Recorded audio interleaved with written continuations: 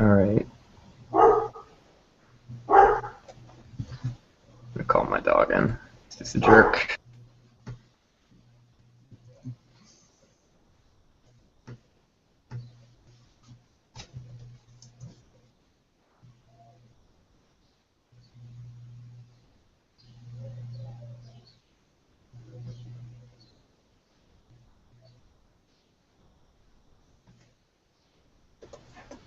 But my neighbors hate me.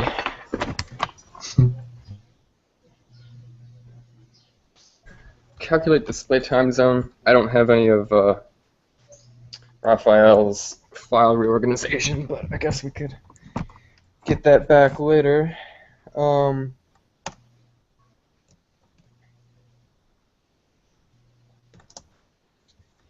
Right.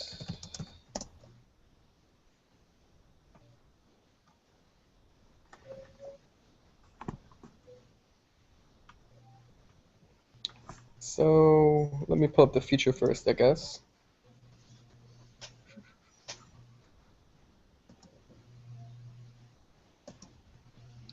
So right now, this is the display of what information we gather. The time zone name and the UTC offset. And I believe this passes. If I were to features, users, this is called user list feature. I have to do dash R features because unfortunately you guys don't have the convenience set up yet. I'm actually going to map this to a key.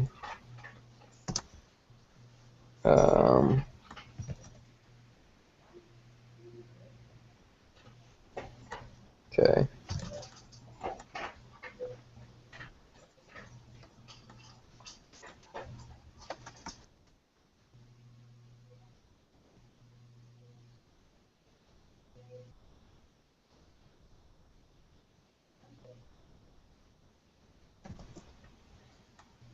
Alright, so that passes. And I don't think I want to do the rest of my corner cases in Cucumber, but we do need to have tests for when the UTC offset is negative and for when, for whatever reason, the user doesn't have a last signed in IP. Yep.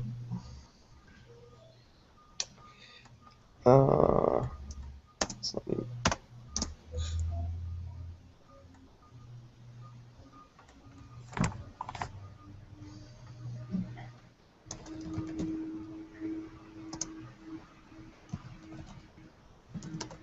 So those will be RSpec integration tests or just unit tests? I honestly don't know. We could start at the unit test level, but we might need to go higher. Right. Right now we have all the objects collected together inside this class right here. Okay. Which is fine. That's what Raphael started to pull out. But these are all value objects, so-called, that we could just have little methods do these same calculations, but we've abstracted it to an object, basically because there's something interesting I was reading, actually. Let me just finish this word. That, humans are better at understanding complicated data than complicated conditional logic. Yeah. And I mean, that's really the advantage of object-oriented programming. We can sort of get these concrete data concepts here. and it makes it a lot more readable. I'm gonna actually rename this method to collect time zone data. Let's make that a little more clear. Okay, so let's look at the specs for this. Let me get a better split than that. Okay. So one of the things holding us up right now is the way that we are getting fixture data. This is how we're stubbing geocodes right now. Right.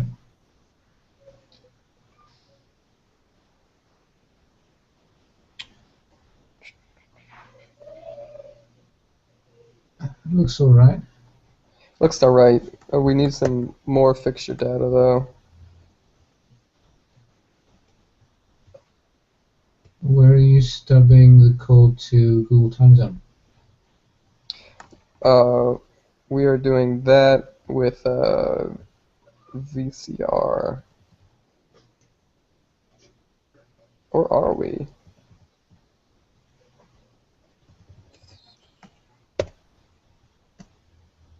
Is this stubbed out? I mean, that's the call. We look at the, I set up VCR. I might want to look at my commit. Yeah, we have a cassette already recorded, but is that only being applied to the cucumber, I wonder? Let me check my commit on this and see how I set up the VCR.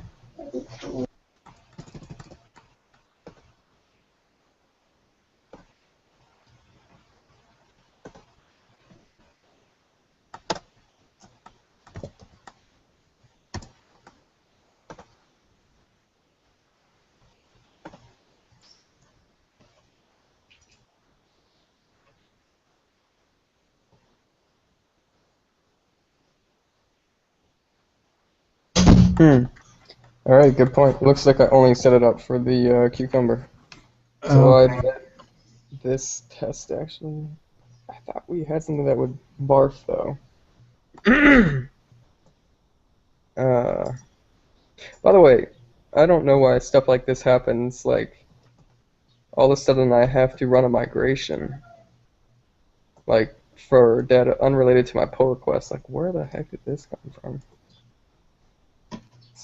I think it needs to be deleted away, but whatever. Don't worry about that later.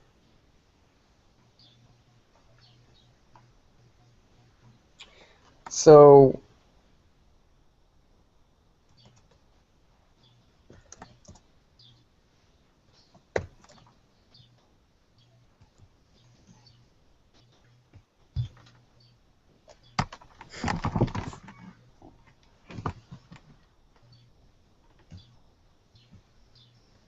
yeah, we need to get VCR in here. And the way that we get VCR in a step, I did it on another branch. I'm just going to pull it up real quick. Scrum spike. Let me go to the controller spec.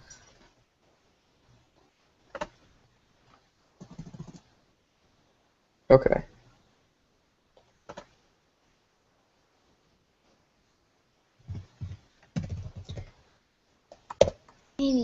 Excuse me, John, I've just got to make a quick call. Sure.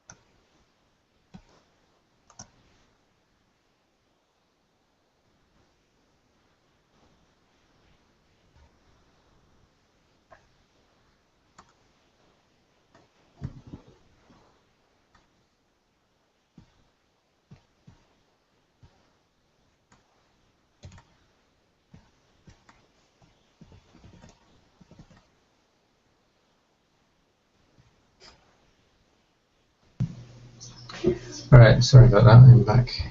No problem.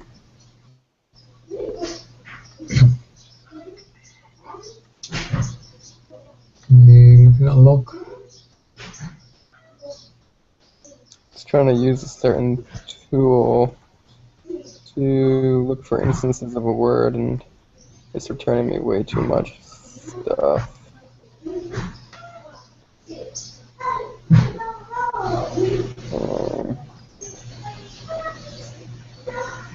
This is interesting. How did this return?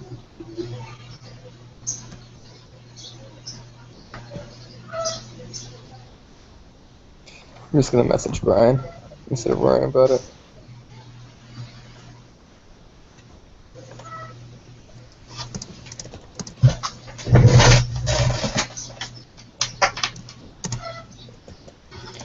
Okay. Worry about this later. Cool. I was going to, yeah, user presenter.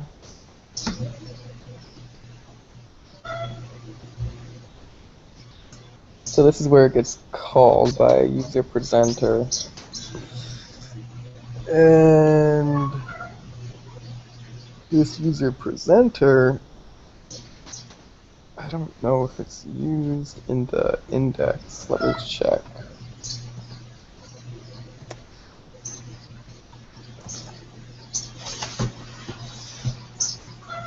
Oh, yeah, it is. Of course it is. Presenter.timezone. That's how the test is passing. So, when we're trying to figure out... Okay, so one of the things that was bothering me is we don't have a good way to handle null time zone information. So, if for some reason user.lastSignInIP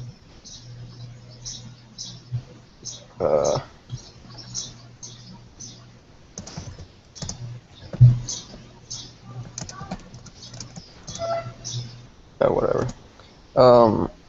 If for some reason that is a nil, then I think everything blows up. Yeah. So I should probably write a test for that, honestly, to prove that. So yeah, actually, let me just do that first. Wish I knew how to pop these two over to tabs. You can make the window bigger if you like, I've got plenty of space. Say that again? So you can make the terminal window wider if you like. Yep, true. Oh, here we go. So I just need to do tab edit %. Boom. Okay.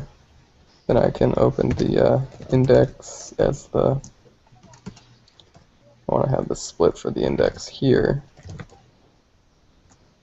Okay. Now I can go back to the previous tab and close these out. Okay, and now let me get the spec. Control W, Shift K.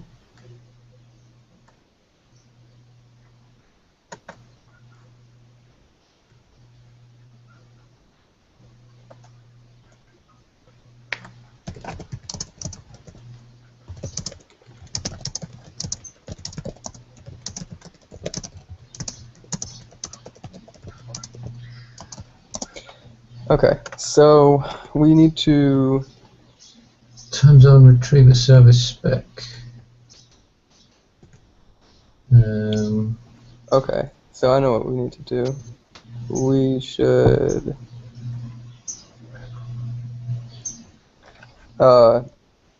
wrap this in a context for when last signed in IP is present. The happy bus. Yep. Would you like to do any of this? Okay. Do you want me to push what I have, or do you want to actually work within Vim? Let's try again Vim, Just well, the let block there, which I was thinking just take everything we have here and put it in a context, and then open a new context below with a different let. Okay.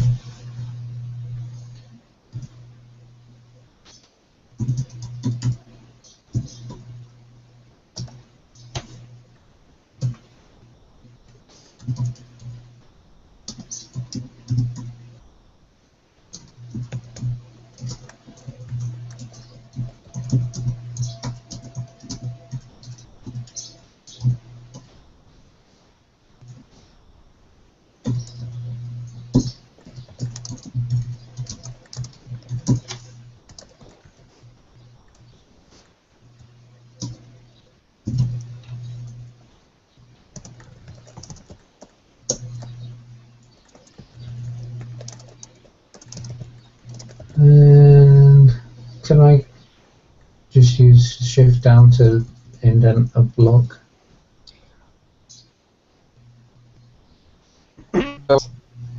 Alt basically puts the command you're about to do into normal mode. If you don't have an end, though, it might not know how to indent it yet. Okay, I'll put the end first.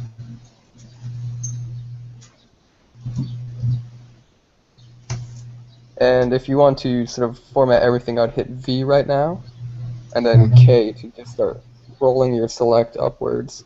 And when you capture everything that you want to have as part of the indentation reformat, you hit equals. Right, so I go into command mode, hit V.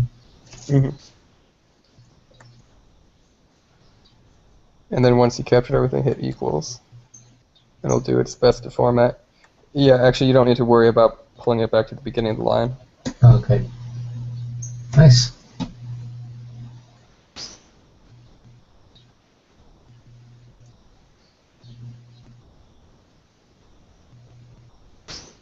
So I'll go back to indent, insert mode, put a new context.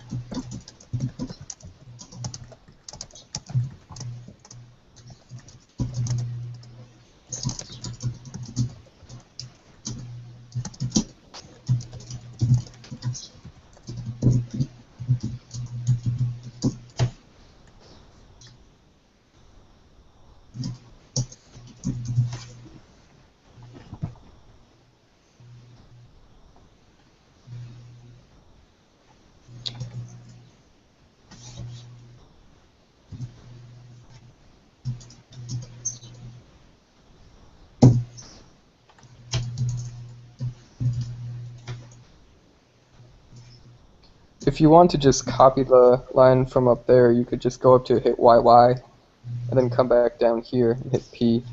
And so the easiest way to jump is I've got these relative numbers on, so yeah, go ahead, hit YY. Yeah. And then 13K to drop you down to the context line. 13K.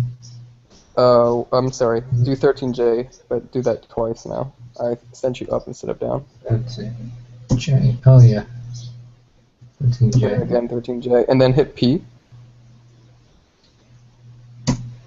Paste. Yep. Okay, cool.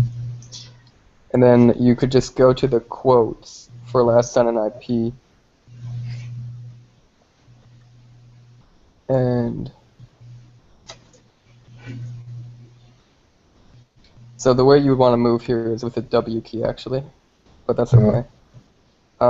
And then once you're on the first tick, or actually I think from there is fine as well. If you do C for change, A is around, and then Shift W for like capital W.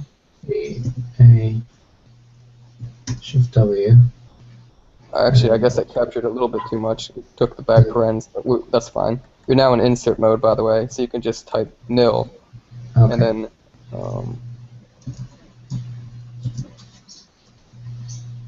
yeah.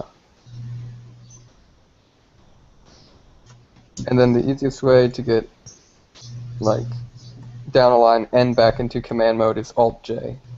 You can't use the alt keys for everything, unfortunately, because your operating system probably picks up some of those as uh, Yeah. Okay. Maybe. and the duty to drop this line out. Yep. All right. Then I might do your same context copy paste. So if you wanted to like go 13K up there to grab that context block. So K is up. Yep. And And then it looks like to grab all this we need to do +1 to what we see here. So it looks like 8, so we're actually going to say 9. So you would do Y9Y. copy 9 lines. Yep, Y. 9 lines yanked. And then you would go 12J to drop down into your line with a let. And Yep. then P, and we'll paste it below. Cool. And we could actually just run this right now. So to save it, make sure you're in your command mode, and then just :W. Colon. Yeah. Right. Yep. And then, oh, it's barfing over something. I think you have an extra end. If you want to scroll down, I would say about 10 lines. Yeah, you've got it. ED one of those ends. Yep. Now try again with the :W. Right. Okay, cool. Now I've actually wired up a hotkey to run whatever RSpec file you're in as "RS."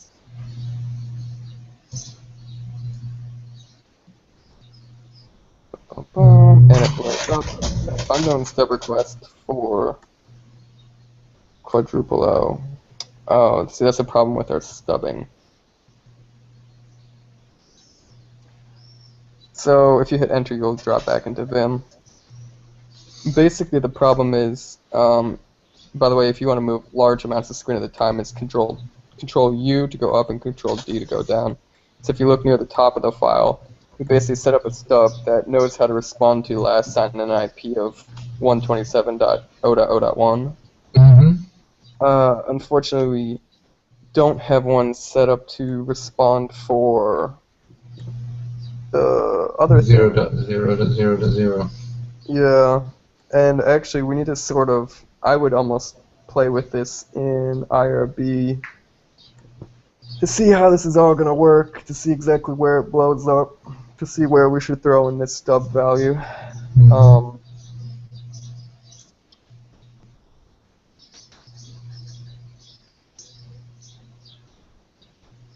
Because if you want to hit Control J, it'll drop to the bottom pane. And then if you scroll down to the usage of last sign in IP, which is probably like around line 30.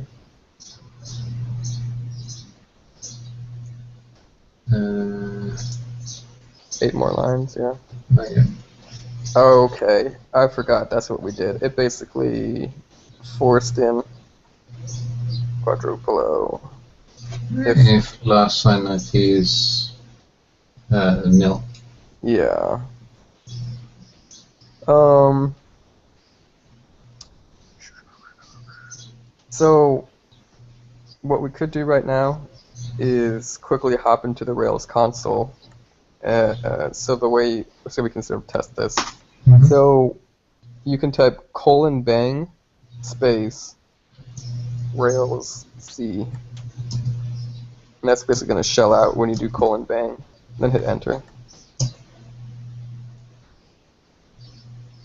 Press enter or type. Oh, there we go. Right. Okay. So here we are. Let's do u equals user.new, Right. capital U, yeah.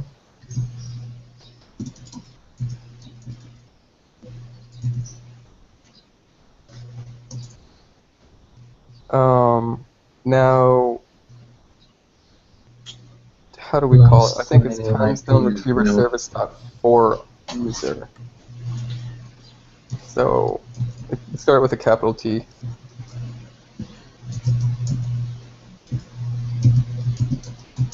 See if tab completion gets you anywhere. No.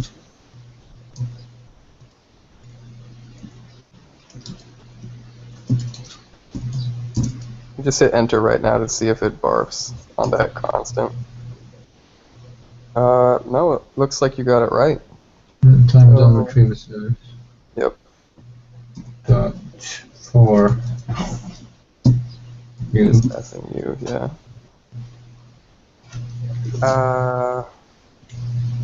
Time zone data. It's not too bad, honestly. The nil case is Offset of 0, which would be UTC, but with no name.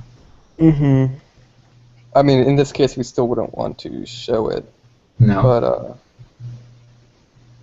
we could just set up, I guess, conditional within the presenter that if it doesn't have the required information.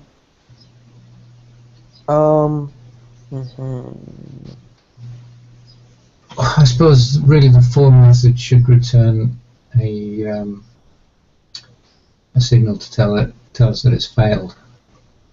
That would be ideal from a tell don't ask perspective. Let's look at one more thing. Could you type the constant Google time zone, capital G, capital T, and hit enter to see if that is accepted? Alright, so how do we use this? Because I want to pass in.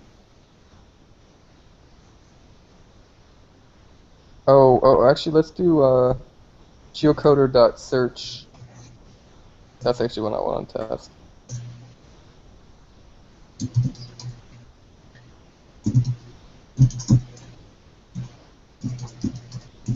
Then pass in o.o.o.o. Yeah. Okay. As a string.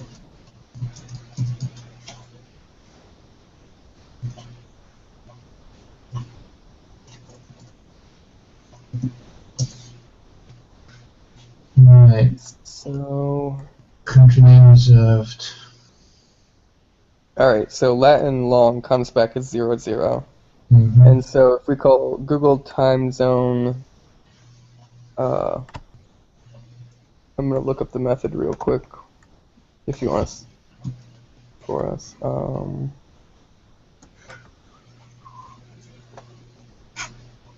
Branch is called display. I'm going to look at that service.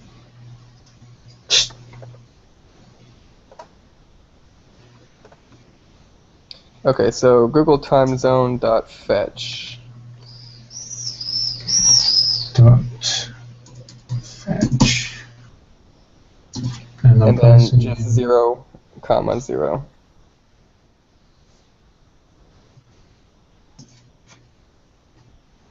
Okay, so that returns the results.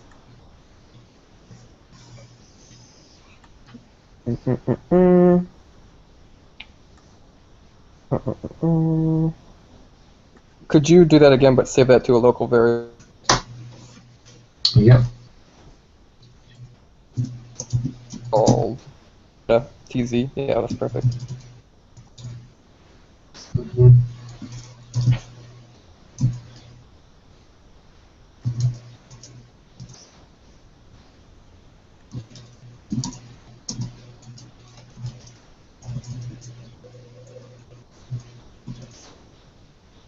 No. Comment 0. Try it again. Okay. So do tz dot time underscore zone underscore name.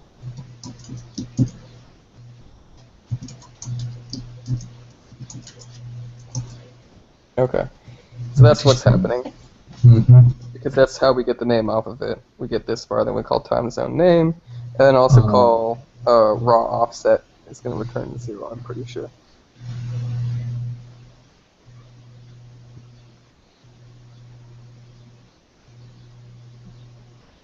Yeah, because it only has a status. Right.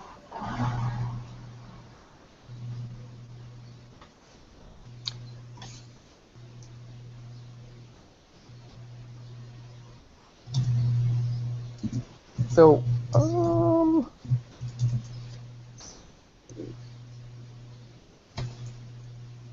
interesting. You have this time zone data inside one of our service objects. If you want to control C out of this now, or I guess it's exit, and then you hit enter to drop back into Vim. Okay, so if up, where is my?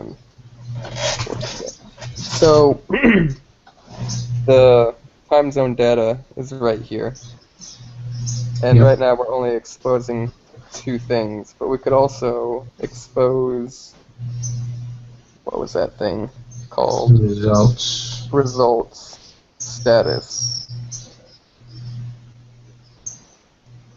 So it returns hash and results. Oops. So we basically, I'm going to just write a commented method, but we could have uh,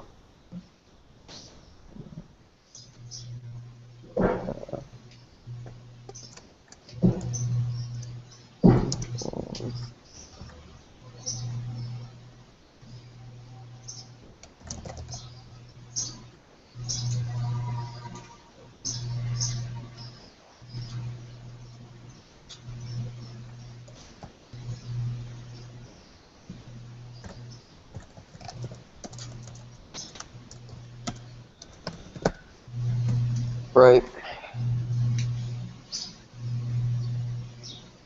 I mean, it might be interesting to compare what that normally looks like for a valid one. 7 and 12. Let me hop back into Rails console real quick. Yep.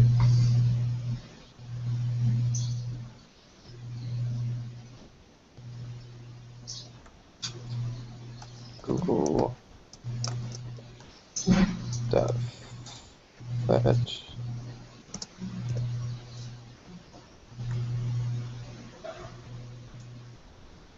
Oh, we don't need to call result, I think. Looks like. We're already inside result. Yeah. So status is okay.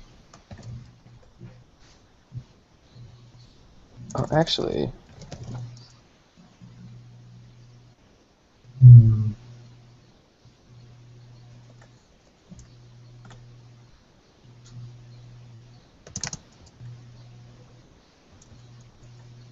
Oh, I guess because I have a period in here.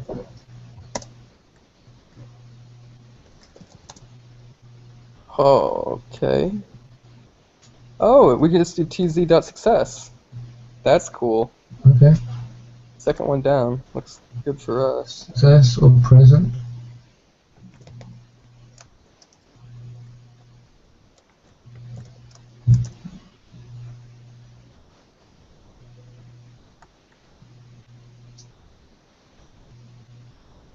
Okay. So, yeah.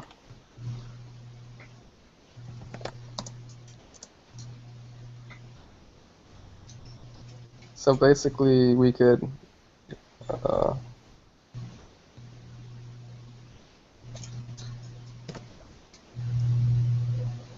have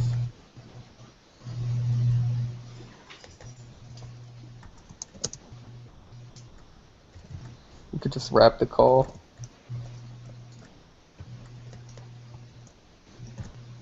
And then also set an attribute to this.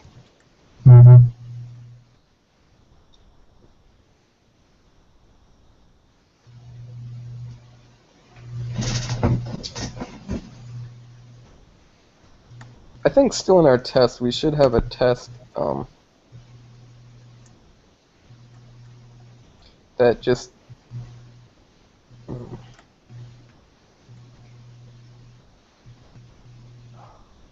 maybe stubbing out Google time zone dot fetch time zone data dot new.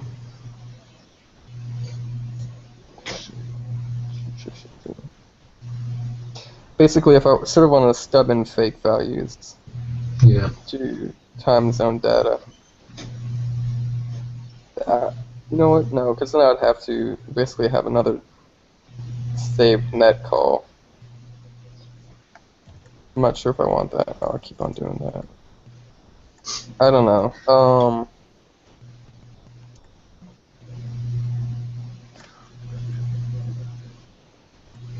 I mean, I guess that's not a bad idea. We have the ability to save multiple net calls. Maybe we should just do it. Right. I also think we should probably do this with the last signed in IP being nil. Mm-hmm.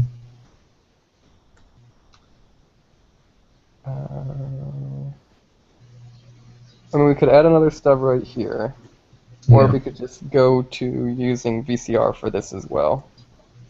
If I, so now we're using 2 cassettes in one place though, because it's basically 2 net calls.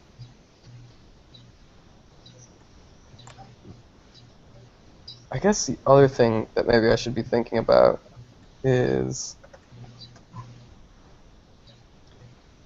what if last signed in IP for user, what if we're going about this wrong? Getting the last sign in IP when we don't need to do that.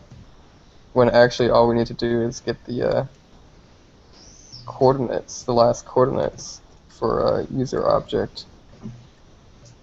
Because it looks like basically these. Yeah, it depends if you want the time zone of the user when they signed up, or the time zone of the user last time they logged in.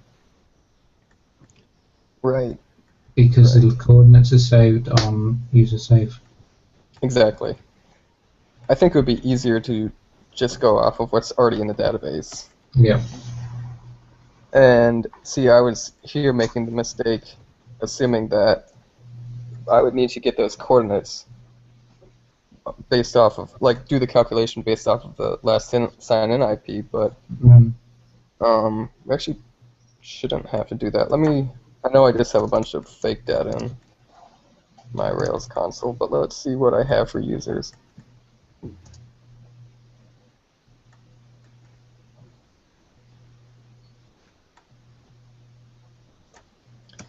User dot first. First with an R. Yep.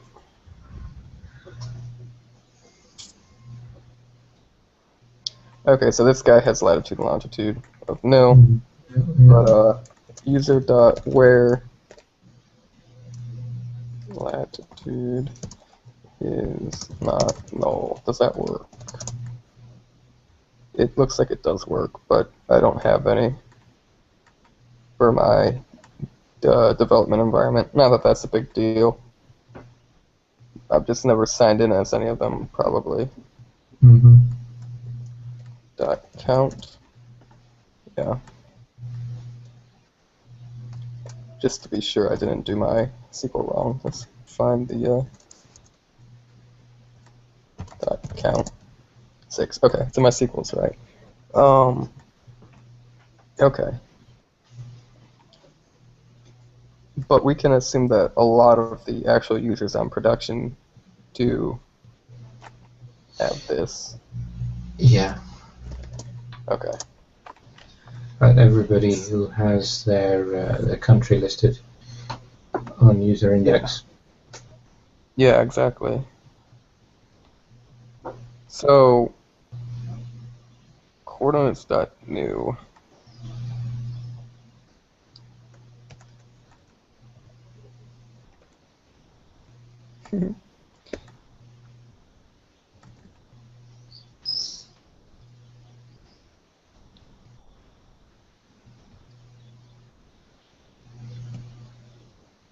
So we have this coordinates value object. Mm-hmm. I feel like what we could do, What does freeze do there? freeze basically makes it unchangeable in the future. Oh, okay. If we just passed in a user instance and go user dot latitude or 0. Yep. Um, user dot longitude or 0. And do something like that. Actually, we don't even need to pass in user because it's available in the instance here.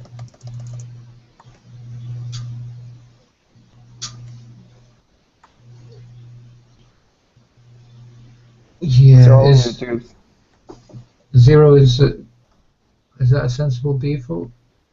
so I'm not sure. Because that is actually a real longitude and latitude somewhere off Yeah, the coast of Africa. yeah, true. Uh, Shark-infested waters, probably. Yeah, I wouldn't want to be there. What happens when I pass nils into my time zone service? Maybe I should check that first, because maybe it's okay to have nils and it is smart. Um, Um,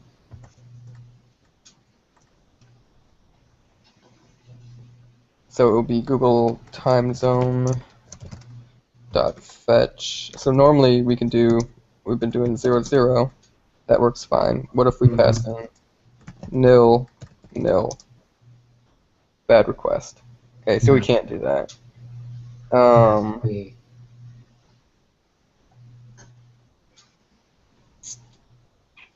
so if we just pass in 0, 0 and then ask it if it's success.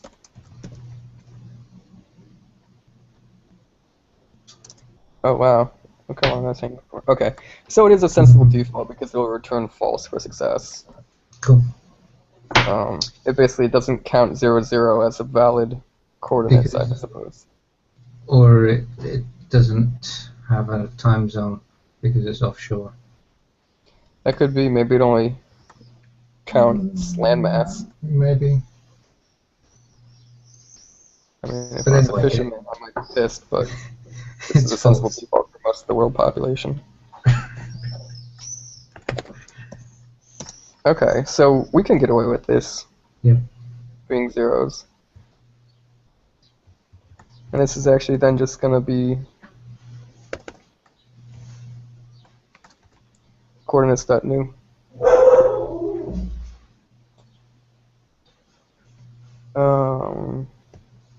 I wonder if our or cucumber still passes.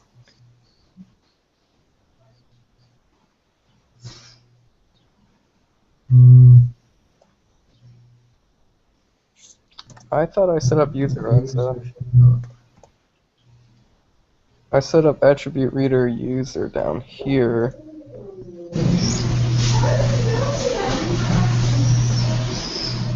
I wonder if it doesn't get there in time. Does it need to be self.user?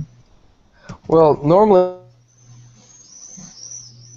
I have, but when I do what I did down here at the bottom with attribute reader user, I would have thought that that made it You know, that basically provides a def user at user, right?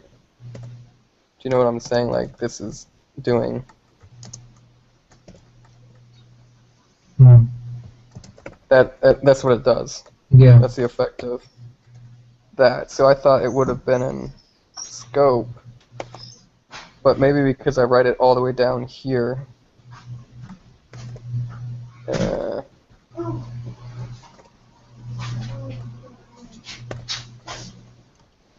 just comment that out.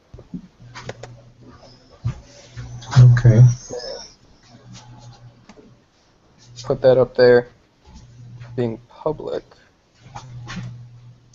Wonder if that makes a difference.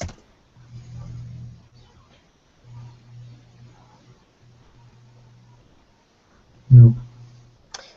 I guess it doesn't work until it's gotten outside of the initialize block, perhaps.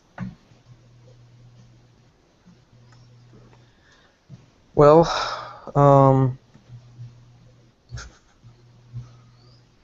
we could just move the call to coordinate step.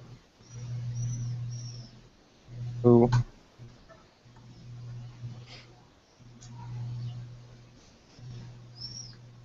Hmm. Yeah, I mean, there's no reason for this to necessarily be in the initialize block.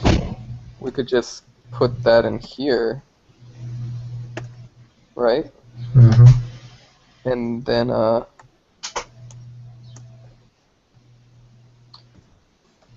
just gonna see if I can use more time to actually do it this way, but it's good practice. And then pretzel. Um,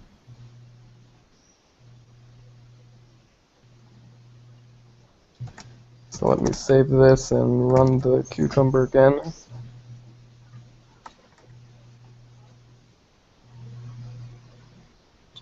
Find that strange.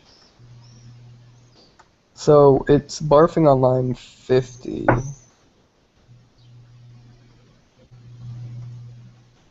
Like if I put a debugger right here.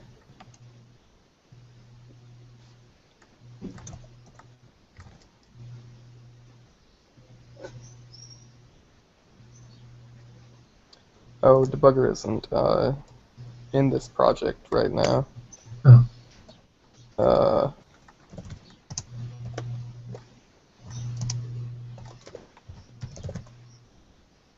I think that's how we do it.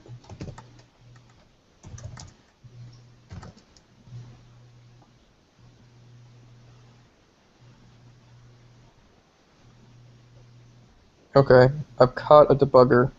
Yeah. Don't necessarily know how to use pry though. If I type user, seems to be defined. You got Alice. Yep. She's in Sweden. So if I do user dot longitude, that works fine.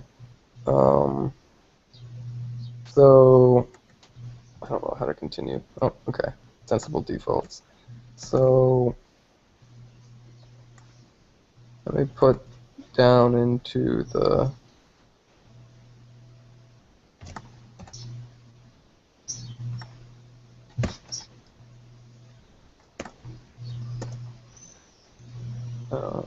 yeah, let's put a debugger there. So I'm having a hard time believing that user is not defined here.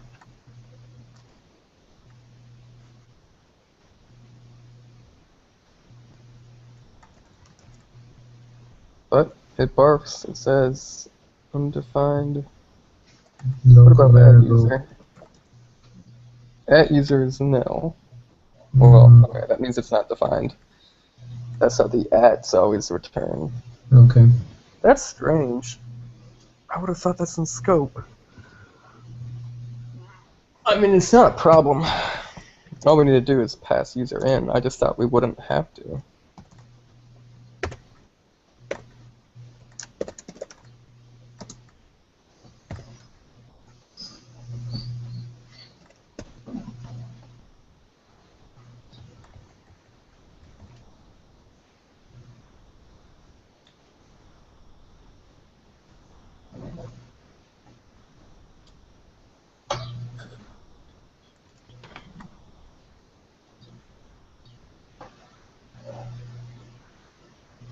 And I don't even think we need an initialize method, right? Like, is user being used anywhere else in here? Slash user.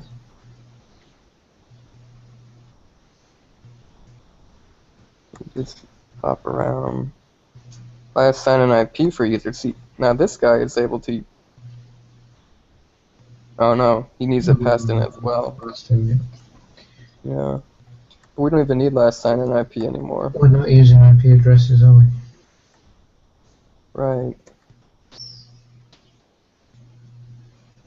So this guy needs user passed in. So maybe I shouldn't be surprised.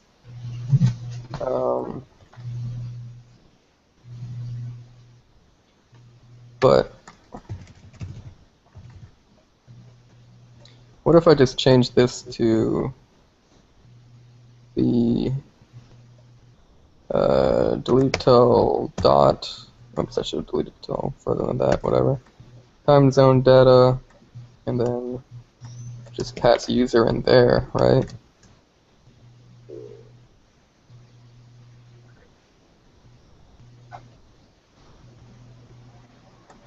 And we could do away with that entirely. Pick up the user here, pass in the user here, and that's all we need.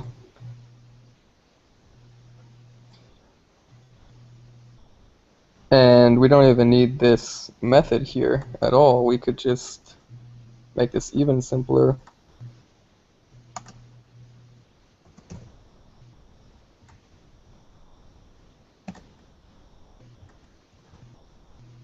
Right? So you've got the user, which should already have longitude and latitude, and you're sending that to the Google service. Right. And if the user doesn't have, like the whole coordinates thing of whether or not the user has it, is being dealt with right here. Yep, so it's handled. We don't need this attribute reader. And actually, I'm going to move this up above.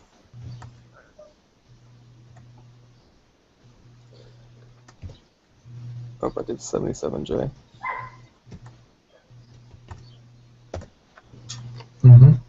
Kick my dog outside.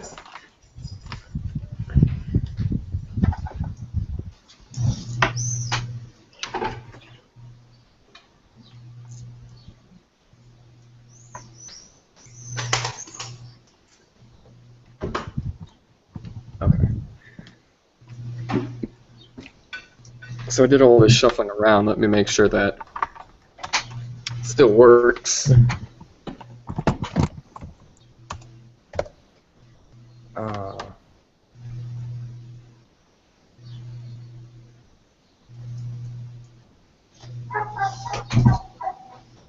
Yeah, okay. Let me see if it still works. So I save it, run Cucumber.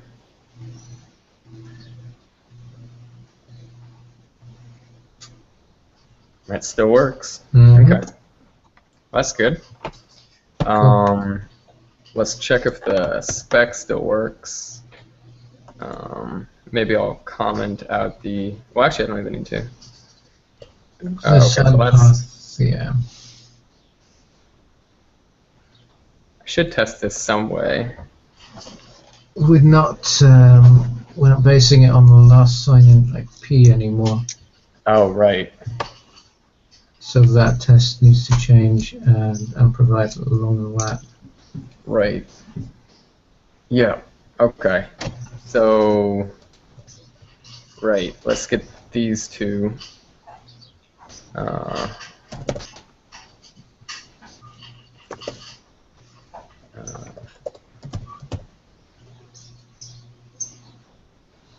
This is gonna look weird for a minute, but make it work. What happens if I hit DB?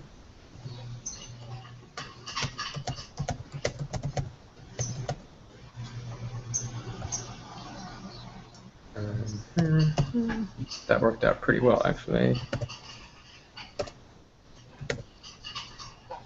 How much did that take off? It took off tilde comma. I think actually Shift J. Yeah. So join lines. All right. So with this test, I shouldn't need any of this stub. I'm just gonna delete that. Still need the cassette for this net call.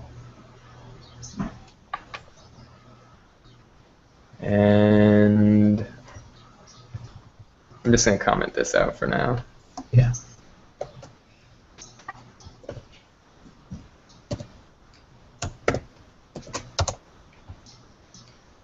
And save that. And I can't run it with my regular shortcut because it. Oh, actually, yes, I can. Comma RS. Take it off. Okay, that runs fine.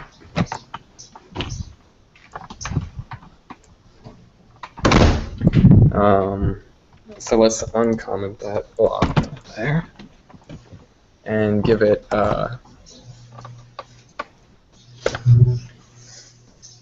long and lat of 0. Yep.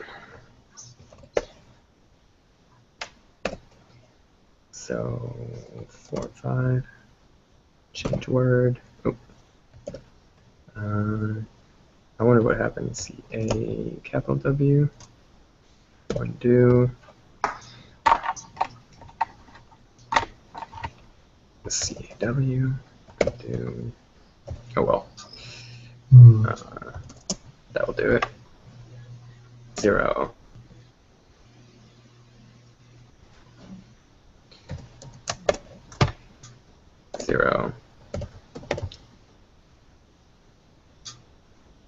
I'll let these expectations be wrong for now and just run this spec. Yeah. So I got UTC 0, and I got quote, quote, quote. Okay, so actually what I'm interested in, I'm fine with those being multi-string there. Yeah, and this can be a 0. Actually, let's run those specs again real quick. Comma RS. Interesting, the first one failed. It's not a positive number, so right. it puts UTC 0. It's good that we tested this corner case. I just caught a bug. It should just be UTC if the time zone is 0. True.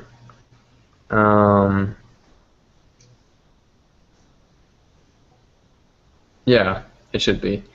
If offset is greater than 0, so let's turn this else into an else if for less than 0. Yeah. Change word. How do you do? Is it in Ruby? Is it like that? Yeah.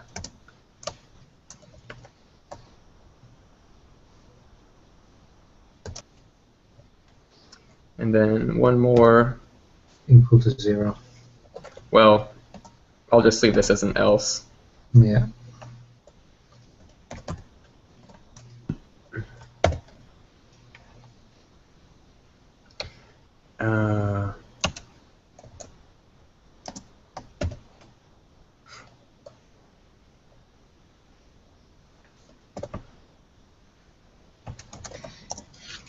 And run that spec.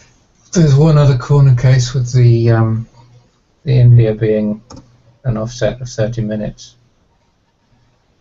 Yeah. I'm not sure what we're going to get. Yeah. Maybe rapid test around that. Shall I find out?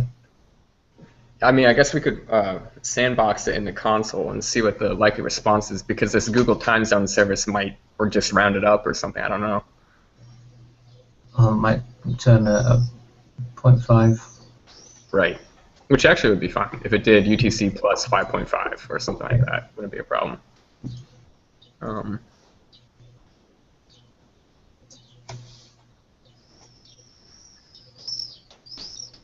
But what we really need to have in here is to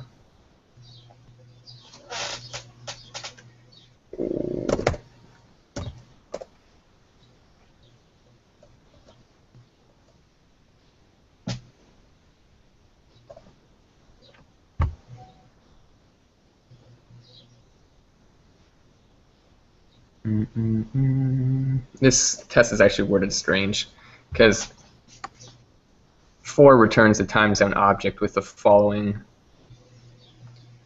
methods defined on them, and that's really what we're wanting to test. So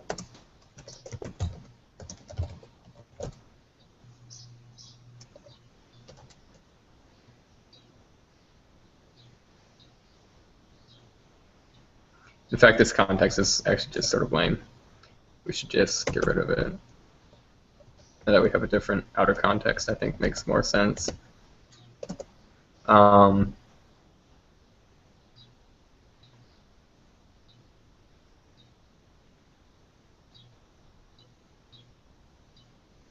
Right. So what we want to know is that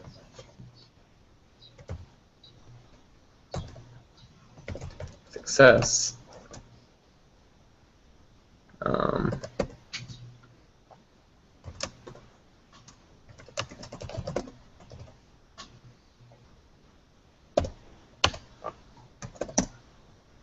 so if we run that spec, undefined method success, let me just get this up into the upper one as well.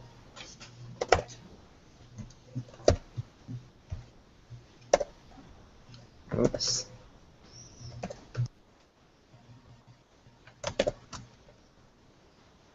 I don't even want this context anymore.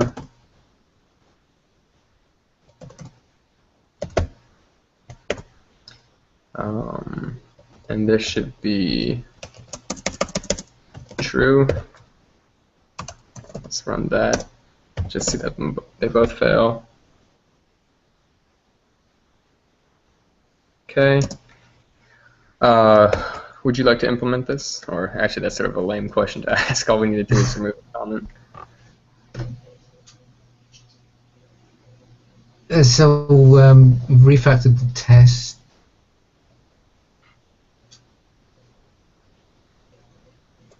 Where are we? So the test now is also checking the success method. Okay. Yeah. So yeah, just comment out that line 10, yeah? Yeah, exactly. Or uncomment it. Uncomment that. So the way to do it in the least number of commands is to do 10k 0x.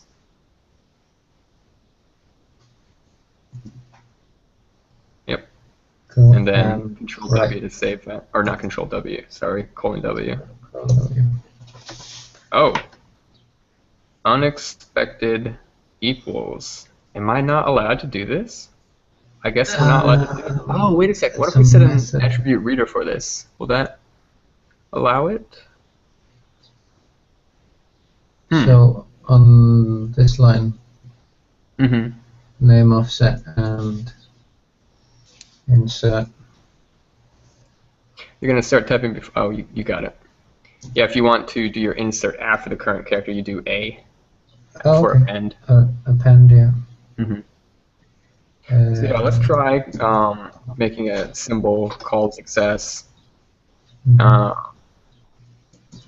with a question mark. And I don't know if Ruby's going to accept this. It might not be allowed to do accessor methods with a method name like that, yeah. So switch to normal mode and again try colon W. It still doesn't like it. Okay, so what we need to do is just manually define. This is a little bit of a pain. We basically need to set up. So if you want to go back down to where success is defined, yeah, you should get rid of that too. Yep. So success is defined here. We can just nuke this line, and instead, I think we need to make at time zone data equal to time zone data, and then below this, make a custom method where we do define success with a question mark to be at time zone data dot success question mark. Okay.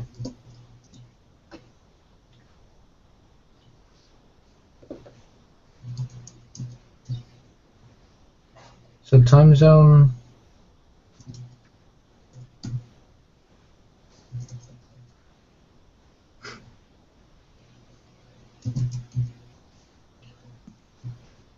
Data like that. Camel case. It's actually just coming in from the argument in the initialize method one line above. Oh yeah, I see. Big data. Alright. I don't know how it got that underscore. I would ignore it. Mm. Maybe it's just something weird about my BIM.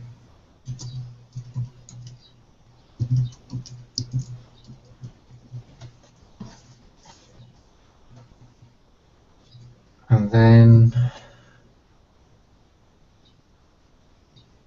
how do we get success? So what I think, because we can't define within initialize something that's going to give us that method with a question mark, we need to manually define it, I think.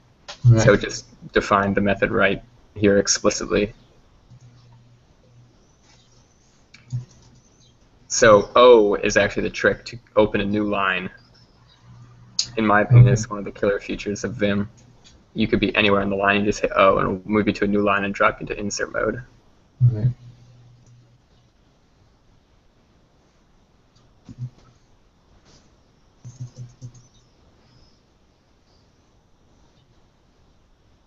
You don't actually have to worry about those spaces. There's a little macro I have defined that click of a couple of buttons that kills all the trailing spaces.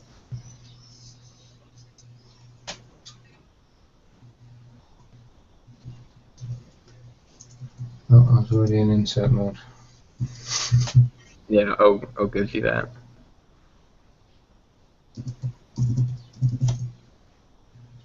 Success question mark. And it will return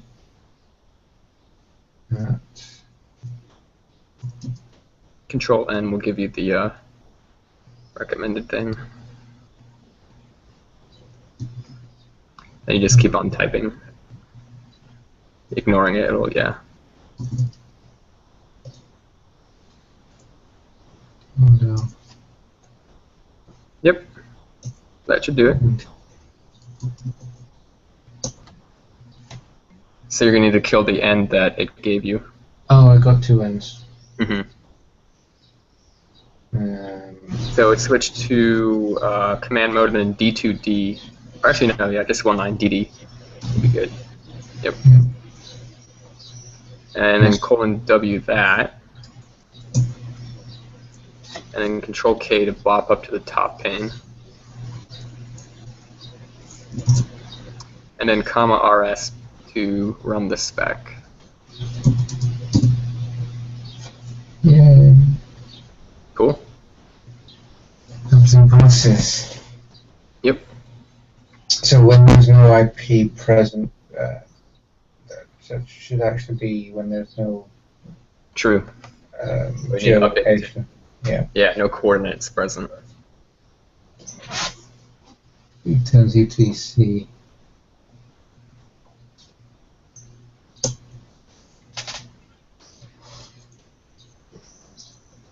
Context. So put your cursor inside the text and then do CI quote. It'll basically change inside quotes.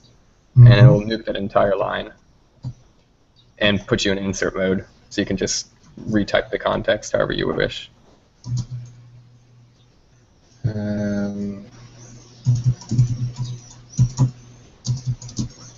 This is a happy pass. I would actually put it in the present tense or the active tense and say when the user has coordinates. Okay.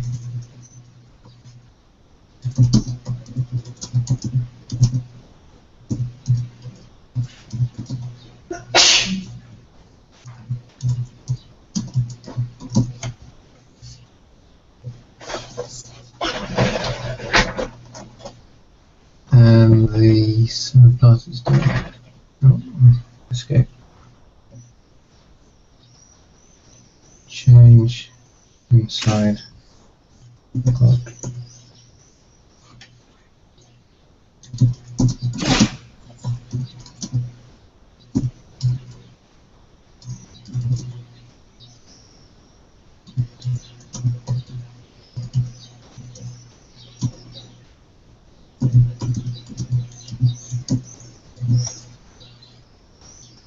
put a space after that. Put an N in, another N in unknown.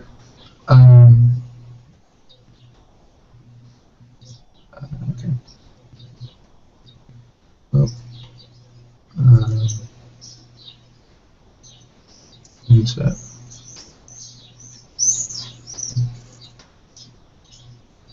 Yep. No. Control W to save it.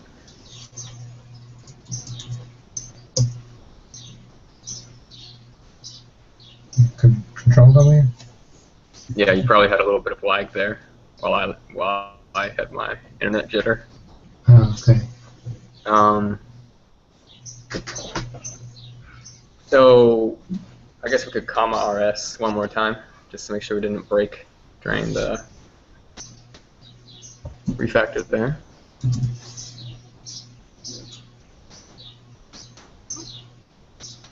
Am I in command mode?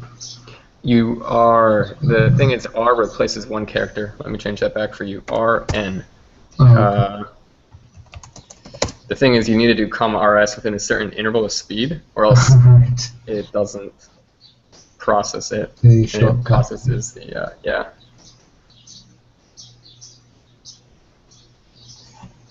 So, comma RS. Mm-hmm. There we go. And when that returns, hit enter and then do comma RT. And I've got that one hard. Actually, no, I don't. That's not going to work. Do GT. That will cycle the tab. Yeah, actually do that twice. I want to cycle it one more time. The feature. I think if you do :map RT, just check what I've bound that to. Column map. T. Not found. Try that again. It didn't look like you typed that right. :map. Column. T. Comma RT. I'm sorry.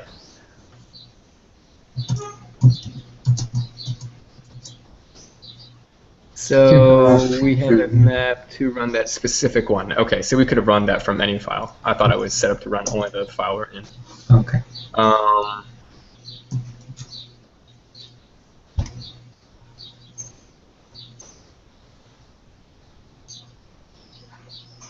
Cool. Passes. Yep. All right. Looks like the formatting got screwed up here. Let me fix that.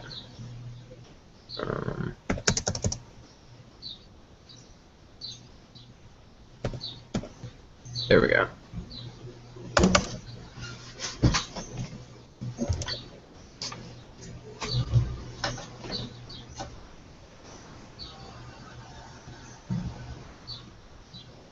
You know, even though VCR is cutting off the net call, those tests still take a long time, and I'm not sure if it's because VCR cuts it off at such a high level that the application still feels like it's doing a net call, and that's actually what's taking most of the time, or if VCR is broken and doing a real net call and waiting for a response. I hope that's not the case. Yeah, hard to tell. Check this. Yeah.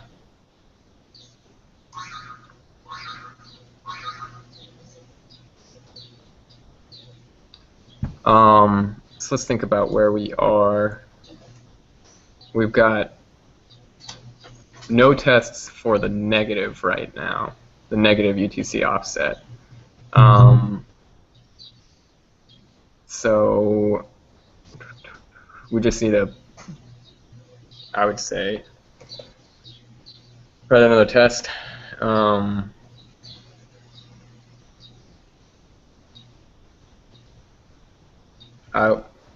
I would just do it in here, actually.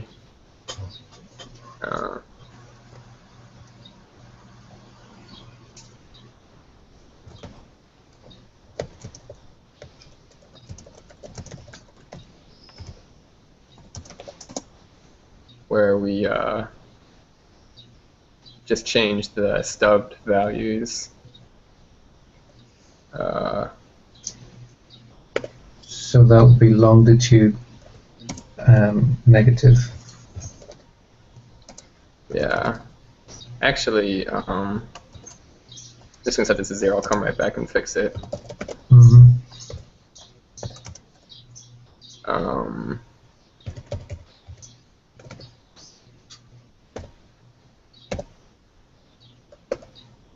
Then let's get the someone was kind enough to leave us with some other coordinates. Oh no, they left us with IP addresses. Right. All right, so let's geocode or NYC latitude longitude. I'm just gonna Google that, get data points. All right, good enough.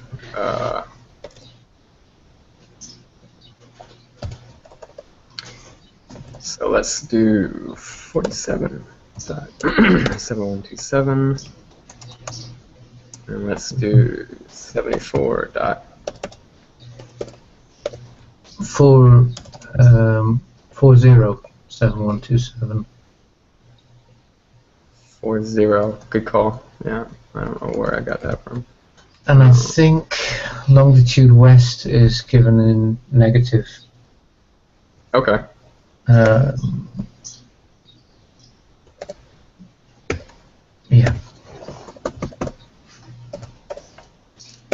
East is And so positive. this should be -5.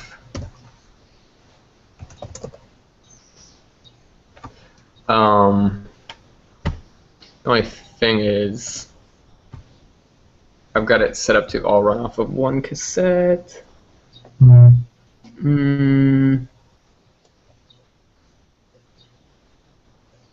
Do I? See, this is the thing where I'm beginning to wonder if I'm actually stubbing. Let's see what happens when I run this. What happens when it's 0?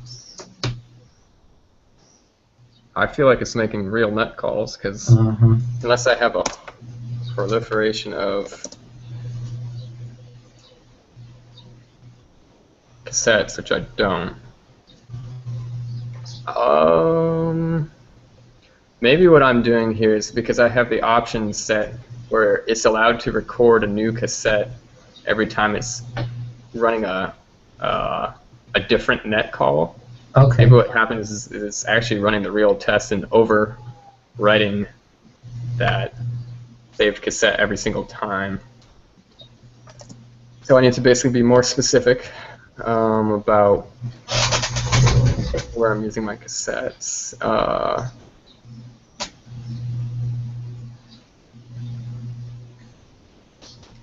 Chords. I need to move back.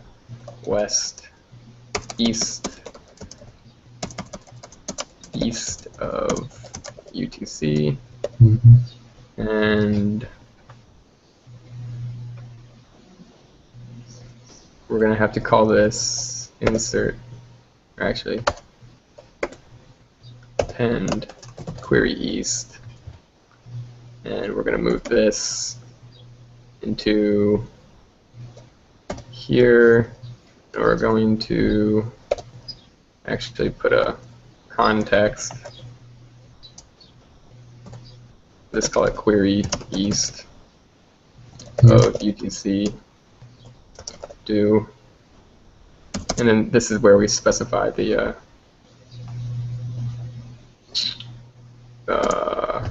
VCR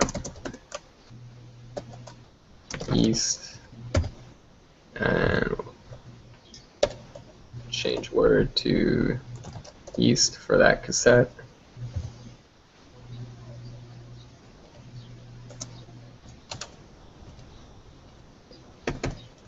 And we need like end to it right here.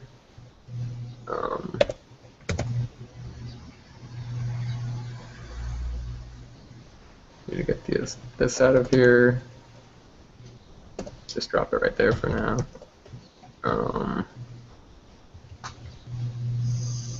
Let's just see if I can format this or if I completely screwed it up. Looks like I screwed it up. There seems to be Need one more end. Oh, I don't have a do, that's why. Oh,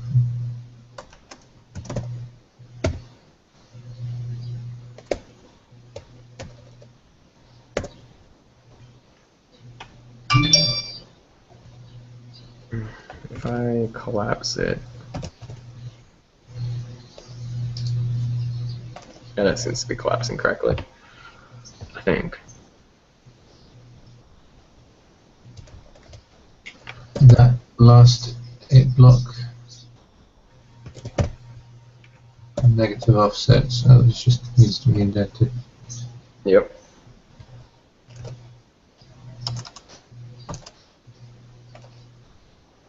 Um,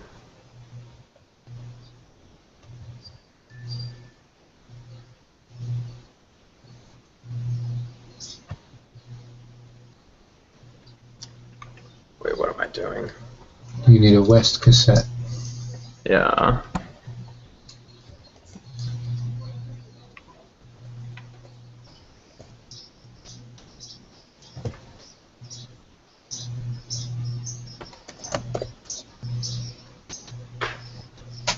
Query east of UTC, and then I want this.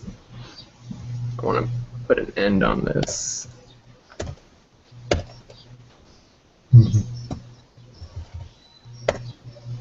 And then I want to actually keep this in the happy path block. And I just want to define a different cassette for it. West equals, let's actually just yank this entire thing. Drop this in and change word west.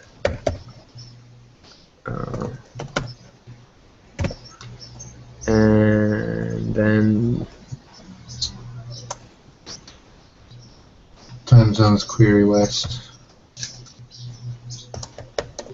oh, yep, VCR west.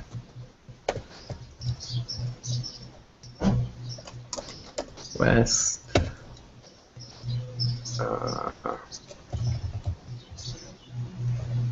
West.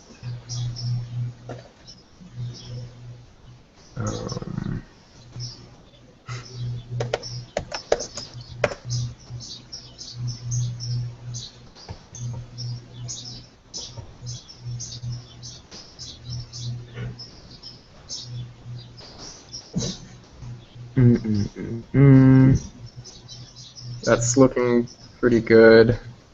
Just now I need to set up one for this. So we'll do null chords equals, actually, why am I always doing it like this?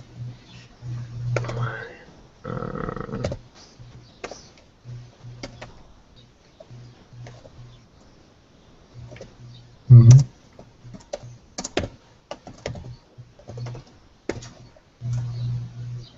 Let me change the name of that query file. PCR. No.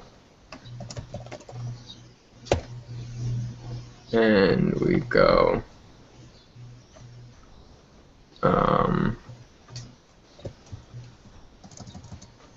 Was a invalid.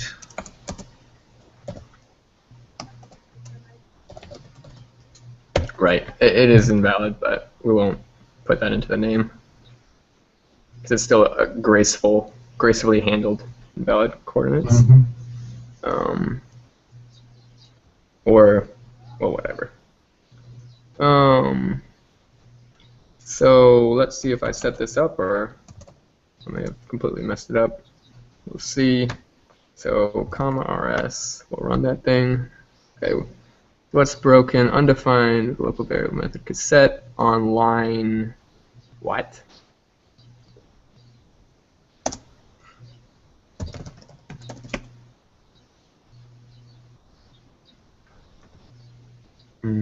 Right, up here.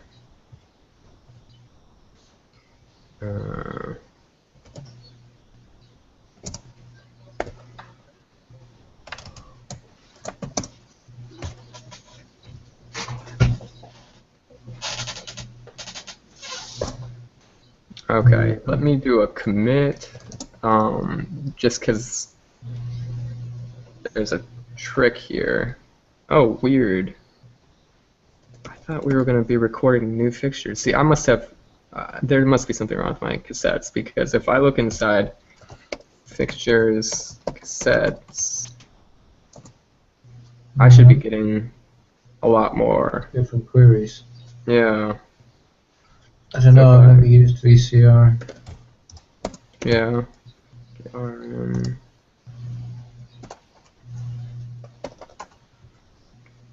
Time zones. Query YAML.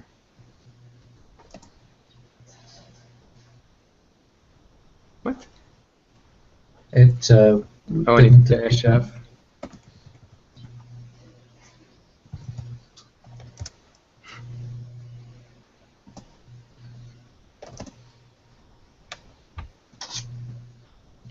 Okay. So it literally has no cassette right now. What happens when I try this? It's clearly hitting the net. Let me look at my, and it's not recording any cassettes either. So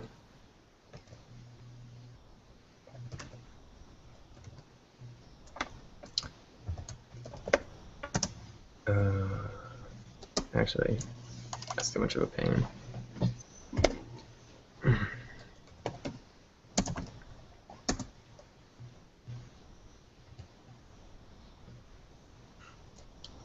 Change word. Record once. Which I don't even, that's a default option. So I'm just going to comment this out. Save that.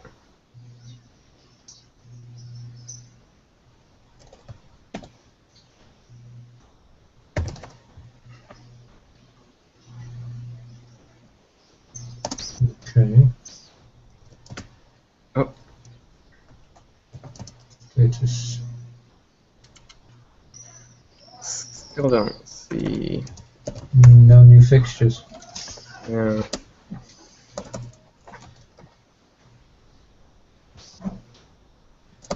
Why doesn't it even want to show me the... Because you removed the path. I didn't think I removed the directory, though. Did it remove the directory? The fixtures. Yep. Okay, so that could be messing things up.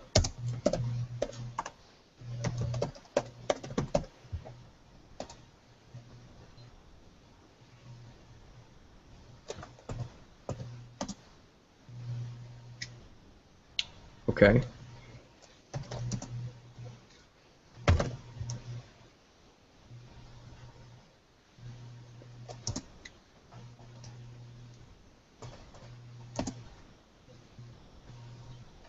Wow. Still nothing there? Yep.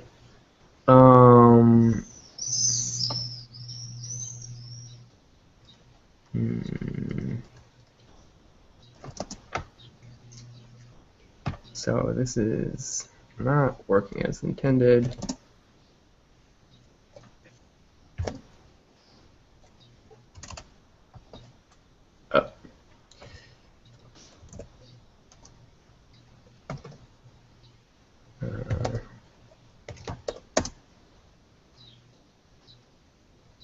You know, sometimes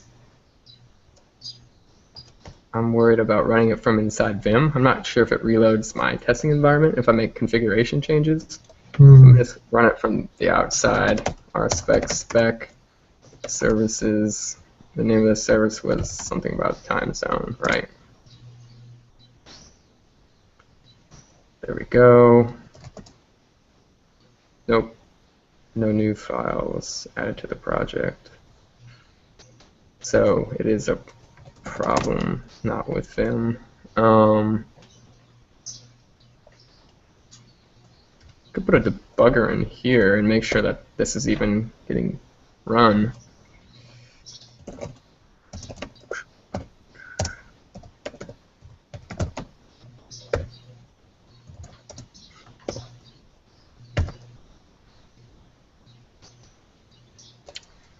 So the Rails env is not equal test in here.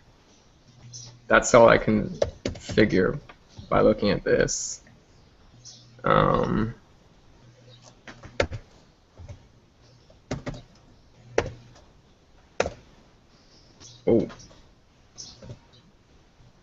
why did it? Okay.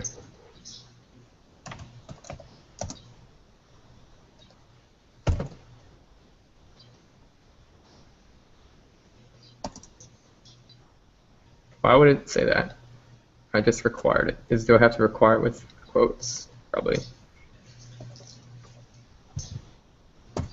Not sure why it didn't blow up other times I did this. Okay, so here we are inside the describe block in the beginning of the test.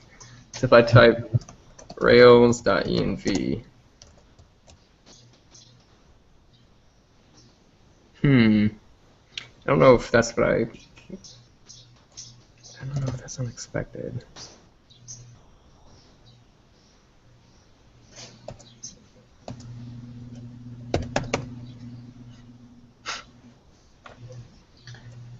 Is VCR included in we're in our spec here? I mean, I'm sort of surprised that it's not. If VCR isn't running, why is it letting me just glob on this random metadata, like the VCR East thing?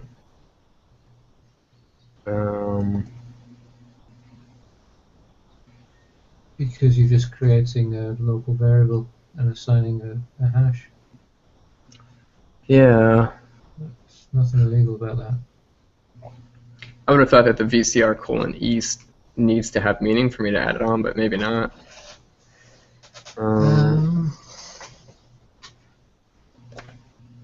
So maybe I need to just look at what env is. So down here, let me get my debugger back. Run this test again. Env.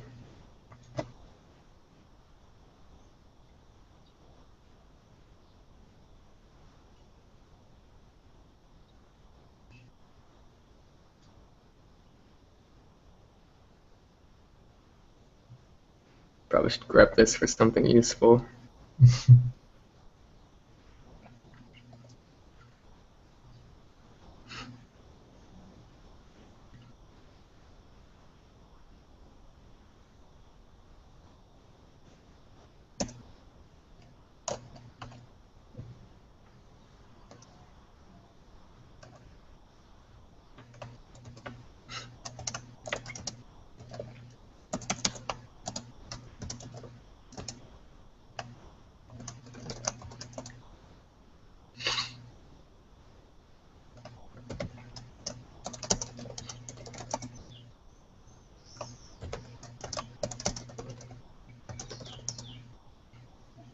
Maybe I'm not allowed to do this.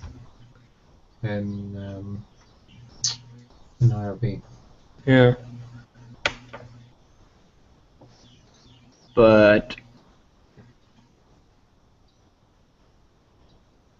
could do, isn't it like a hash dot? So we could basically do that, right? No. env dot keys will give us an array. And then, am I allowed to grep an array? I bet I can select an array.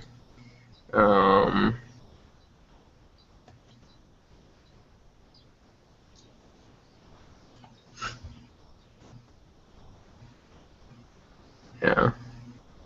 Either way, I don't think I'm picking up what I want to pick up. So, Rails isn't defined at this point.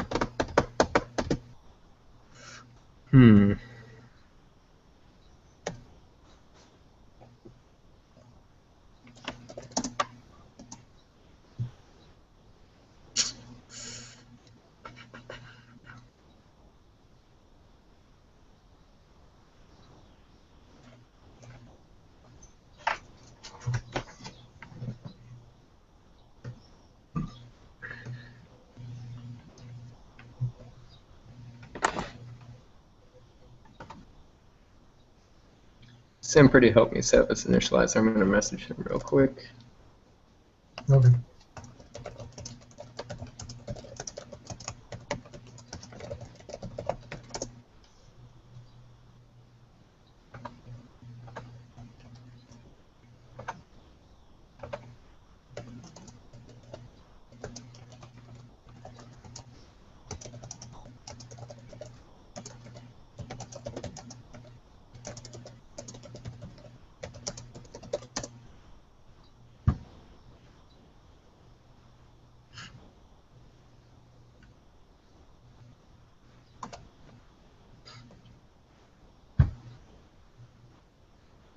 Hello. Hey. Hold on. Let me just. Yeah. What's the problem? Well, you know how we configured this so that it could do both RSpec and Cucumber, right? Yeah. It doesn't seem to be picking up for the case where we're doing RSpec. Am I sharing my screen? Yeah. You were sharing your screen. I don't have teammate at the moment, so I'll just do with the screen. Okay. Uh. So the top pane is what we set up. Okay. Um, Just try. Like. On the test that you're running, or just in the spec helper, just try setting n cucumber to nil and see if oh, that works. you Yeah. want I'm me just to do that within the spec? in the spec helper. Okay. I mean, we are having the same error. Like. Uh.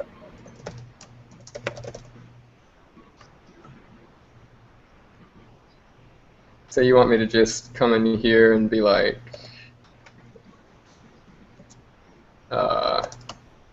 env cucumber equals nil? Yeah. Okay.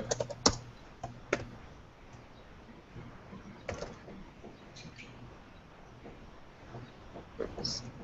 Got my debugger. Where's my debugger? Let me save this file, run it. So I'm pretty sure those are real net calls. Yeah, those are real net calls. I'm not recording a cassette or anything like that. Basically, VCR isn't getting connected here. Does it Um, work? Does it work now, or is it still failing? well, the tests passed, but the tests are making real net calls. VCR isn't intervening. Do you have webmark this? How is that possible? Like, you have C the hook into webmark, right? Yeah, that's a good point. But why isn't webmock stopping this? Webmock dot disable net connect. I think you might have some webmock dot enable net connect somewhere. Just try doing a search for that. Okay. Let me just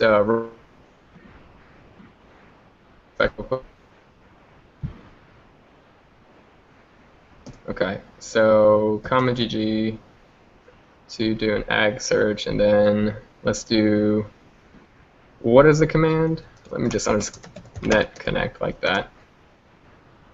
No matches for net connect. I'm not sure if I did that right. Let me There's a typo, so it won't work.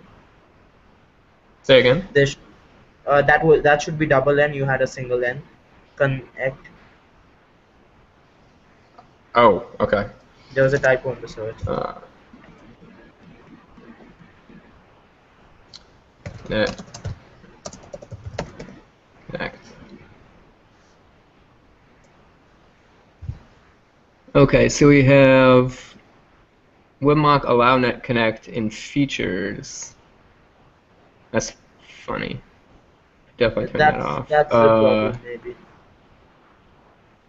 You think so?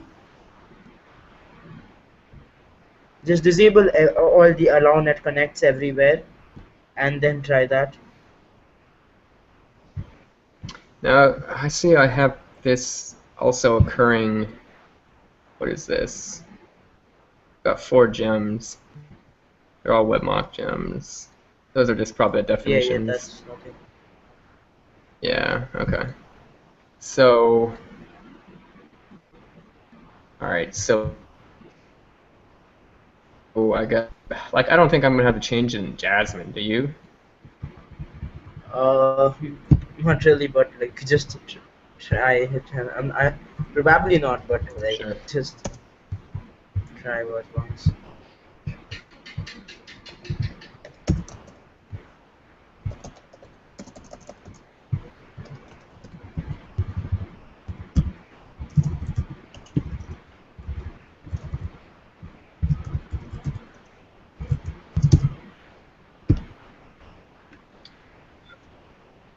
Ooh, you just made my screen really tiny.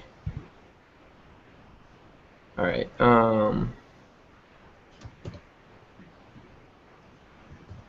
let's go into, so that's now allow net connect, disable net connect, and then let's go into here, change this to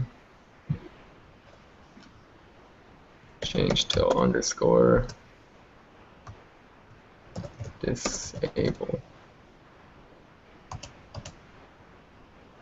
Alright, let me save that. Let me save everything. Let's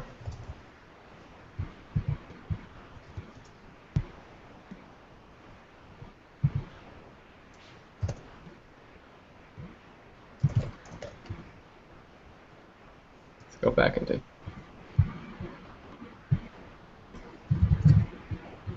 I'm running the wrong test. Okay. Now it seems to go through. Wonder if somehow VCR completely screws up webmock's ability to intervene.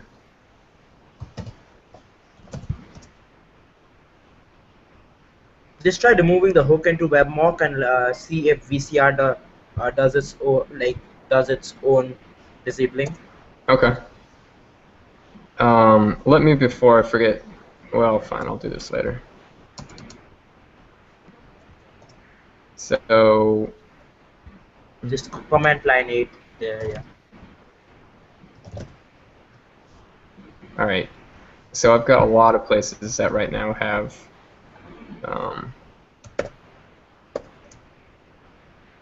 actually, I shouldn't need to do that here. I'll just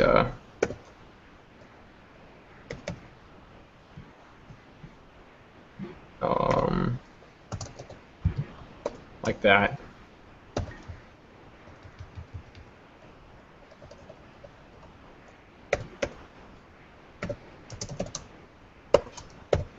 One more place.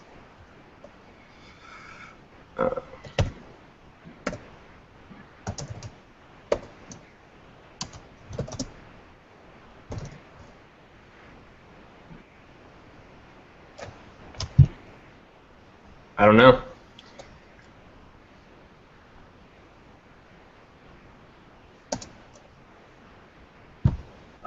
One more thing. How do you know that the real net calls are being generated? How like are you sure that the VCR cassette isn't being used?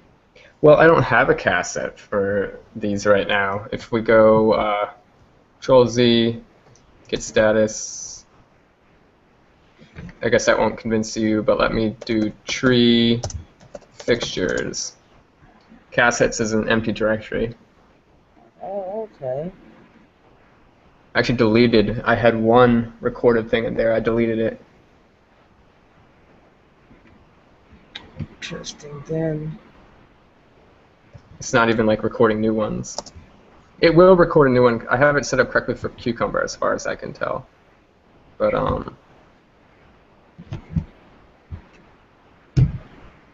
let me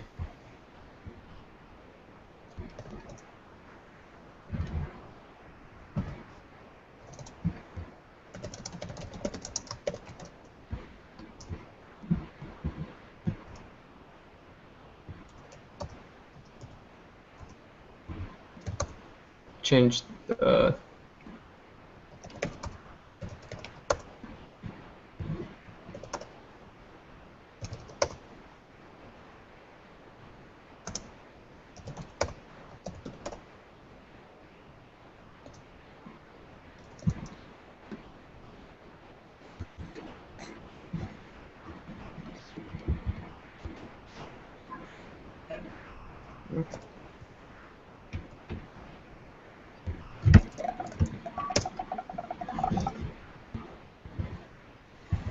Okay.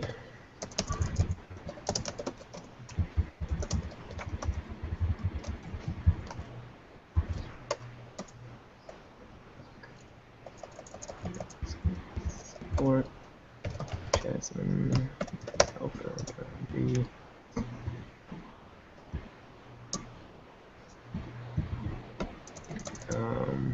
Spec helper.rb.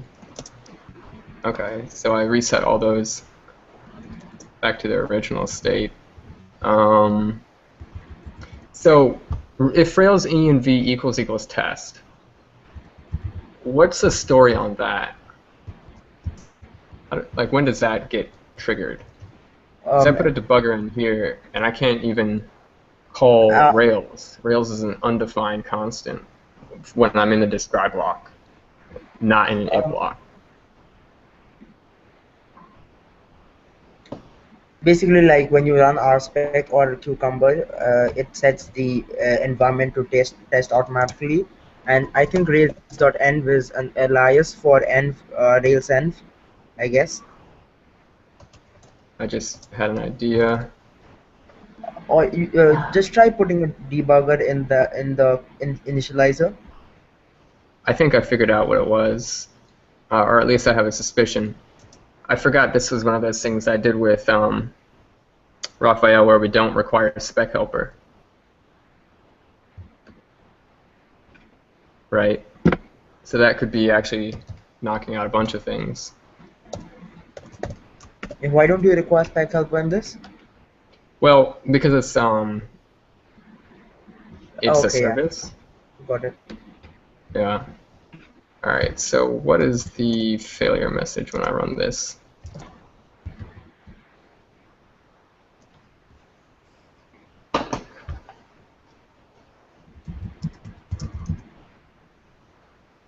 Undefined method geocoded by for user. What?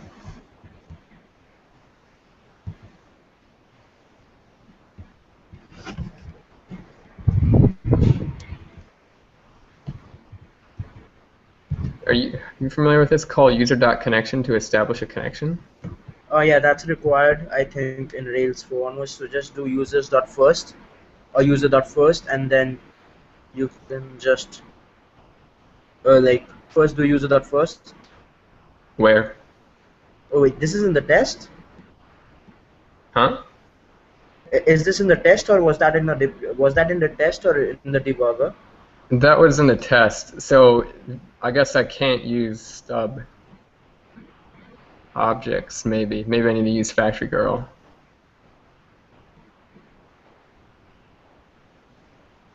Because I encounter that connection thing every time when I'm in the debugger. So Uh-huh. What if I change user here to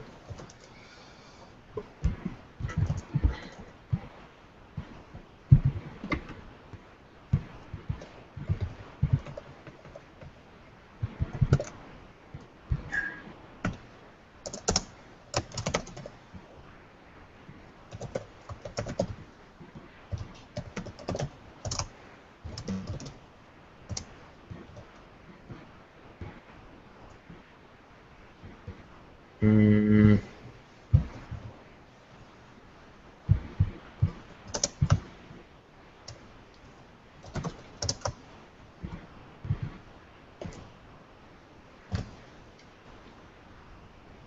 and I want to run line 6.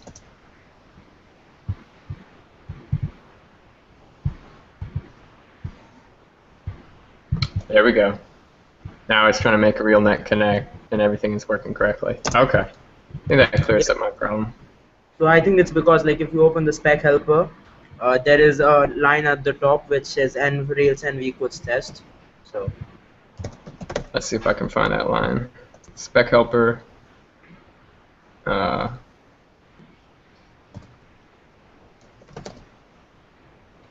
scroll to the top, like first line. Yeah, this is the first line. Yeah, so if Real you have signage a vehicles test. Yeah. Okay, good call. you could just manually add that if you don't really want spec helper in your service.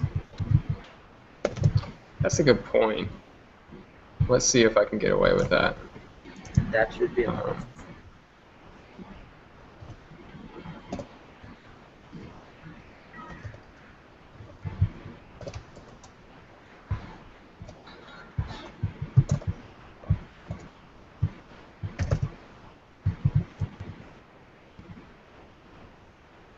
Now let's see if it recorded some cassettes there. Oh.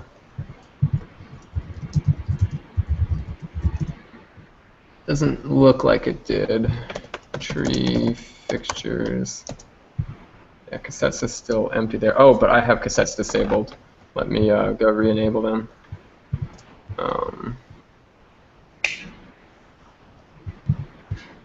Feel like it would just be easier to. And then start undoing a ton. I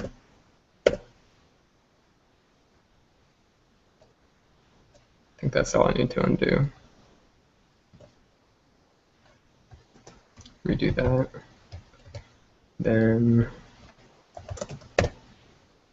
get that back in here.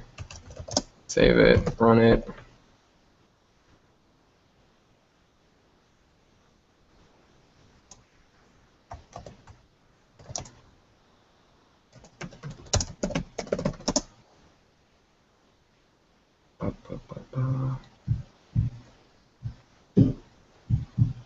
All right, let me try it with spec helper.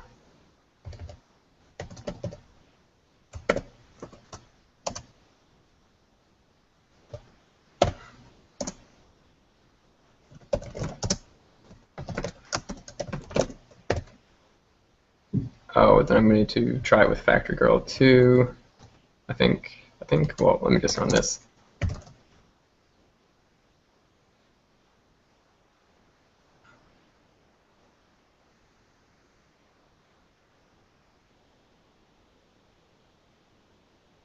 For my teammate session.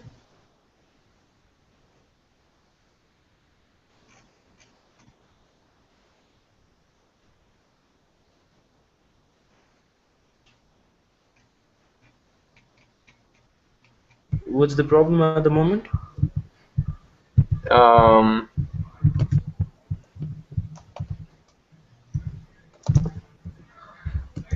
Ooh, I think we might be finally recording cassettes.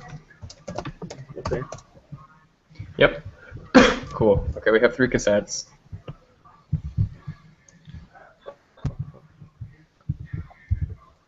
Which is what I wanted.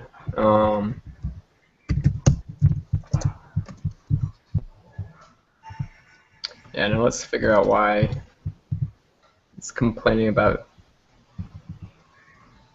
the connection on a bunch of these.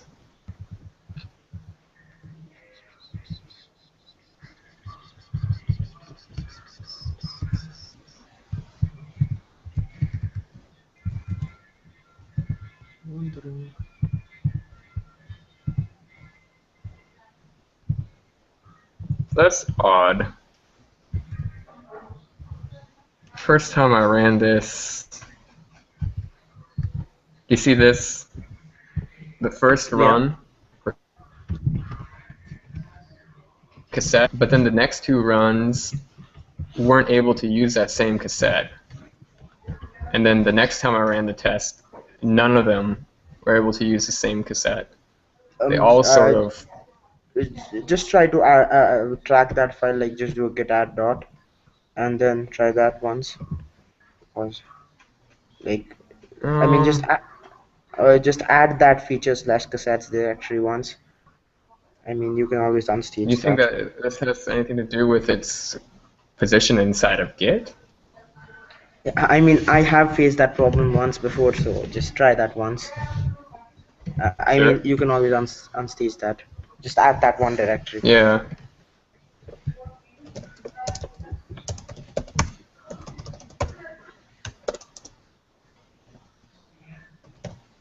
Yeah. Oh, there they are. They're added. Okay, just try doing a run the test now. Yep. Most Now they all blew up. most probably. How do I Okay. unstage? Well, it doesn't actually matter. You can just do get reset head and then the file names. Right. Oh yeah, true. Um. So this is so weird.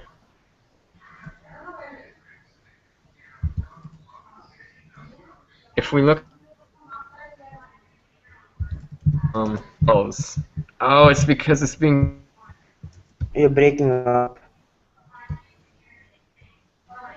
That's making these for me. URLs unique every single time it's called. That's annoying. 140, 172, 27, 628. Well, actually, that's the same timestamp. 140, 172, 67, 28. See if I can find any that aren't.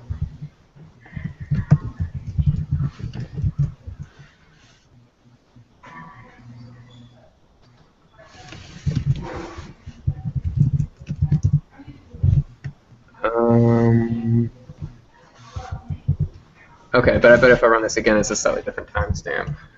So.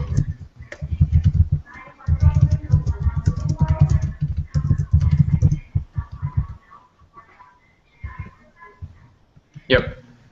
All right. Well, that's the reason why.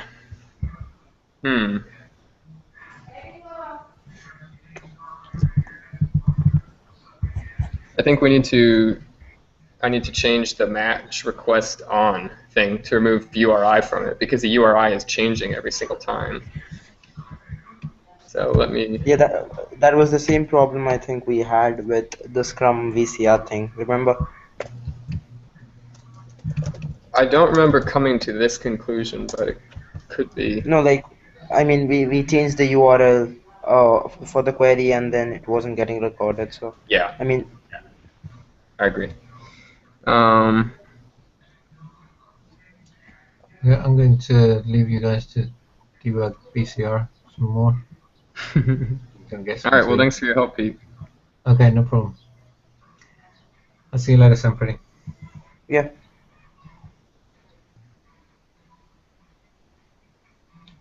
What the hell?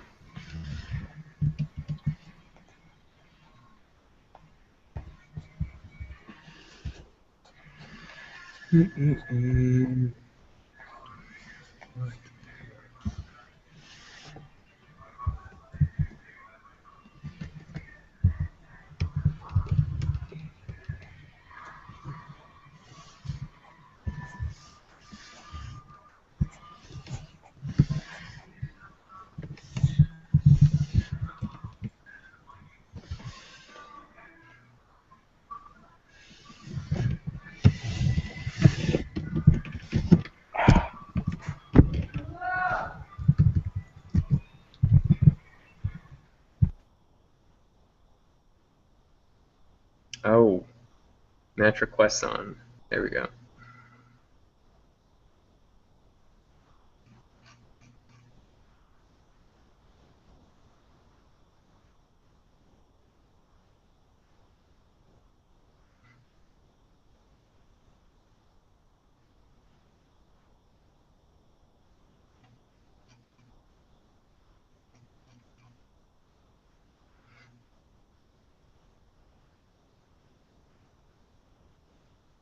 Okay, so I want to match it on host.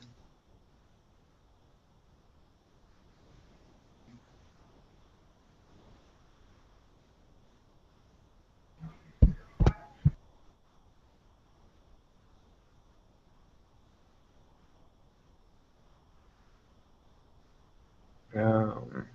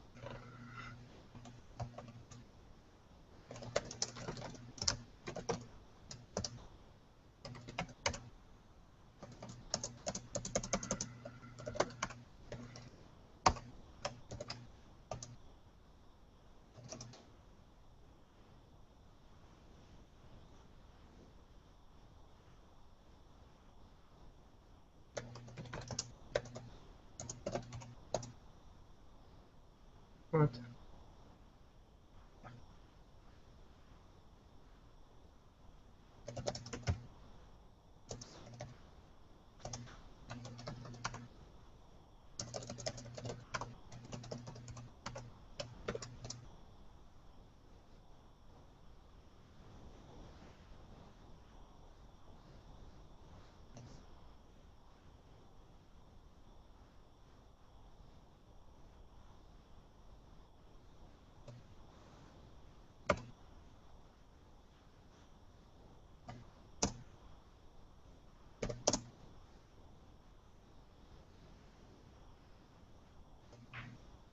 Oh, that would explain it.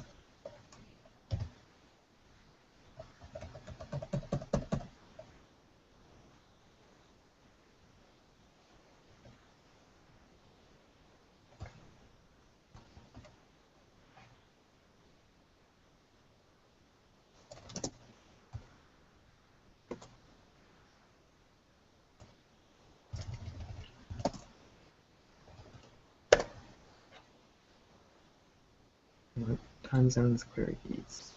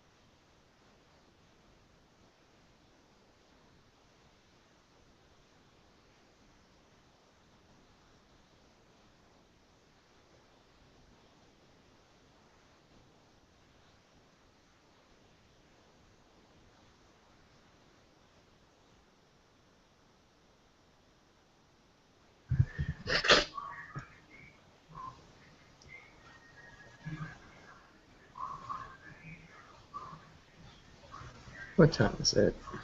1 o'clock.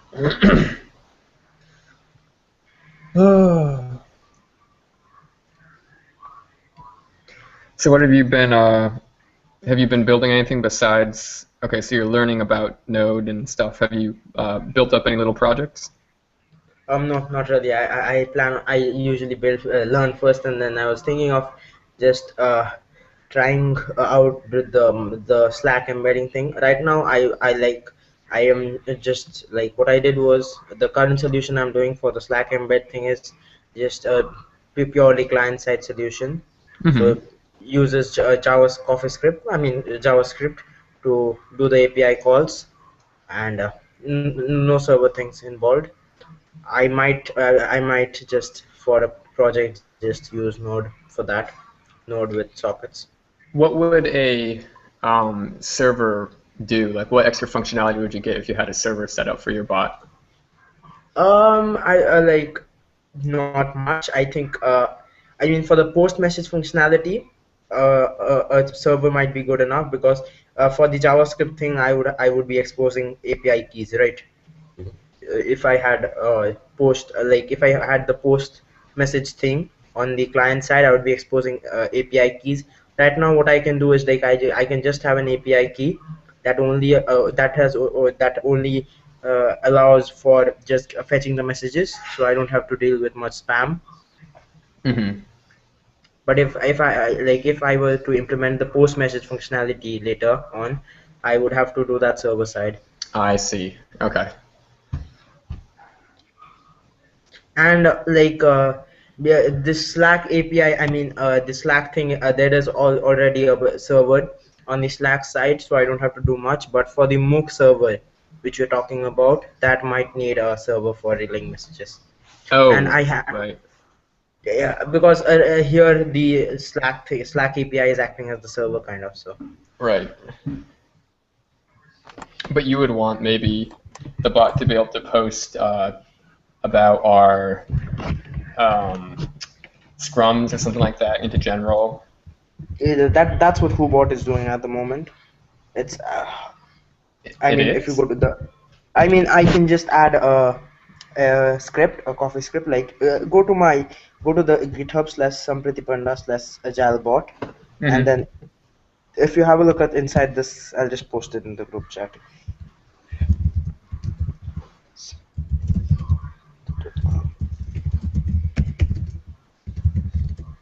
It's in the group chat. Got it. So if you open the scripts directory inside, you'll Mm-hmm. see find a number of scripts. Mm-hmm. So these are scripts that basically use Slack messages. Mm-hmm. They just listen for particular triggers in Slack messages, and then just do some stuff. And since this is server side, so you can have all the features of Node. Basically, this is Node written in CoffeeScript Okay.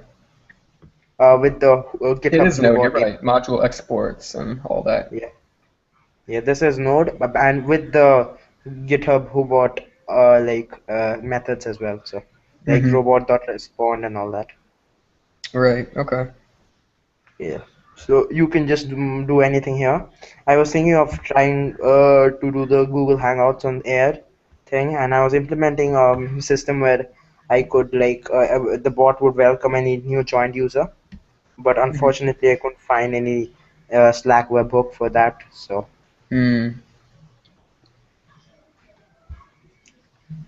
Interesting. this is how the how do I thing works, where you like type in anything after how do I, and then this fetches Right, Stack Overflow answers. right. Yeah, I was looking at so we could set up something that we could say Yeah, and this instead of is like copy pasting a URL, we could just say whatever bot scrum time or something like that, or and it I we would fetch the since URL for the Hangout and paste it yeah, in there. we could also have a background job. So there is I forgot the script. There's a way to use background jobs as well. And since the robot has a Redis brain, so you can just store Scrum times in the brain, Hmm. in its brain. It also has a Redis database. What would it take to have a fully automated G plus account where we could have the bot open a Hangout for us automatically, like log It in it and then does. open. I mean, Slack has that integration, but the Uh-huh. problem is that is not an Hangout on Air. It is just a plain Hangout. So I've just made a request to Slack and I'm just seeing if they can implement that or not, or else we could just do that ourselves. Right. I mean, if we could just ourselves set it up so that Yeah, on the specific times when a scrum should be open, that it just makes the right kind of hangout for us and opens it and pastes the link, and and then then you like join it. The only thing would be, and then it would like, problem mhm. the problem might be that in a normal Hangout, the bot does not have to join, means be joined inside the Hangout. But for an Hangout on Air to be recorded, it needs to be joined in. So like we would have to find a way to do that, or we could have no, that might not be possible. So yeah, that is the only problem because it would take lots of resources to have this or like the to have the bot be joined in inside an Hangout. So Would you get the it? point. I mean, you need to have the Hangouts plugin. Well, again, I don't really know. I think it would, Mm. but the bot needs to keep open a connection to the Hangout, right? Which might be Oh, true. Yeah. complex. For the normal Hangouts, it doesn't need to do that. It's just uh, you can just create the Hangout by going to the URL Mm-hmm. and then leaving it, and then doesn't really matter.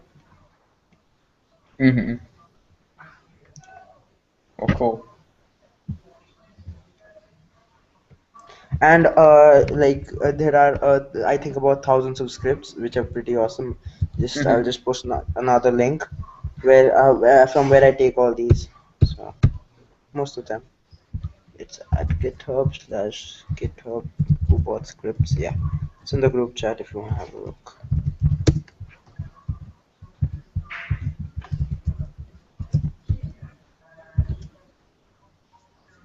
Okay. All these scripts are there.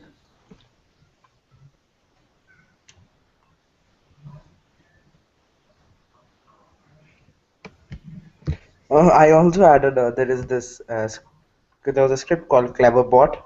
So Mm-hmm. that you can just when you're really bored, you can just converse with the bot. Yeah, I know Cleverbot. I like Cleverbot.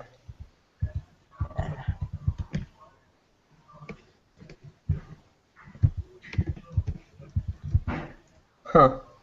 New Cleverbot. Yeah, I can do that.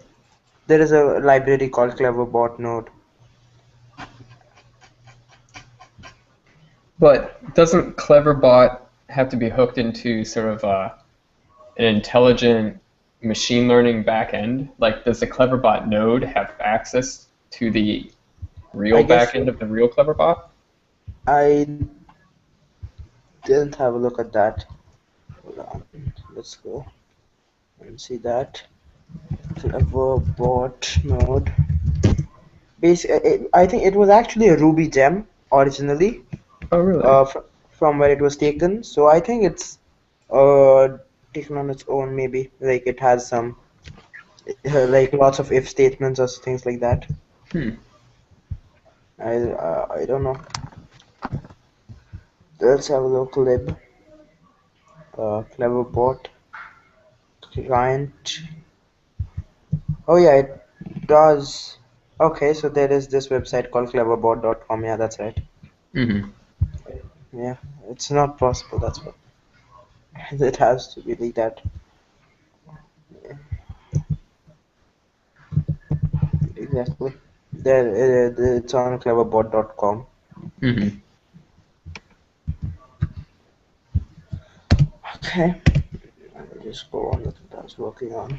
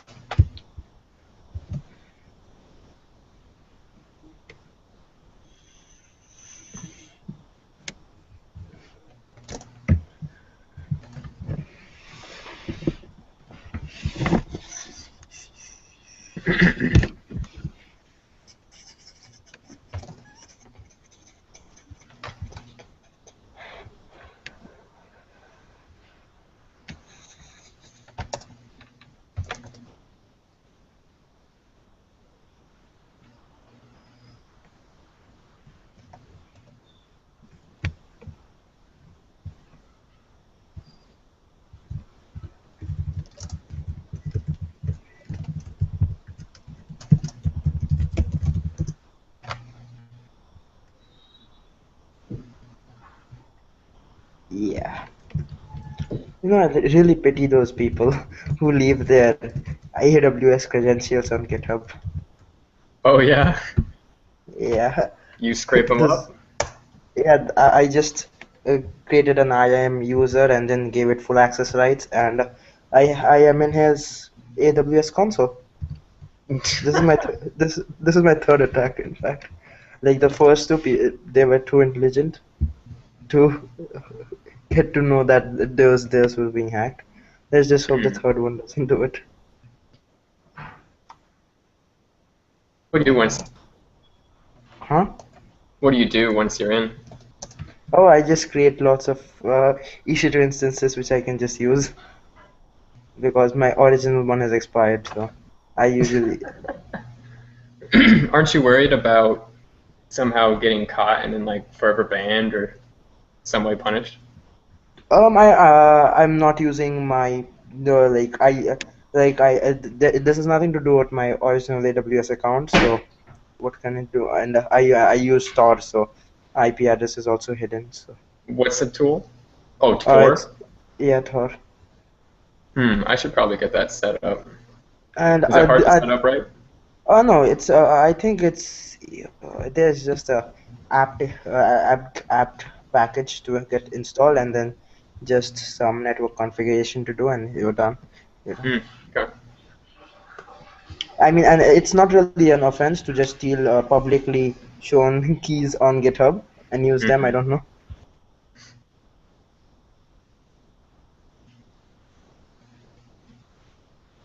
There's this one more thing, like a few days back, around 2000 iCloud passwords released online.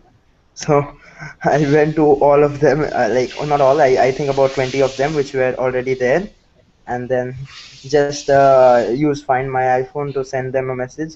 And then like around, I mean half of them just changed their passwords.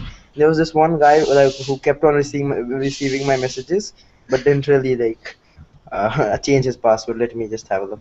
Let me share my screen. It's interesting. Hold on. This guy, R Harris. Just have a look at my screen. I have taken all of these.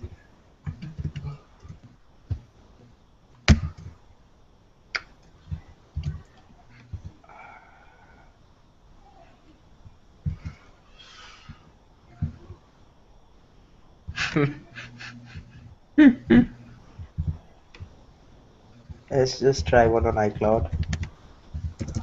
iCloud.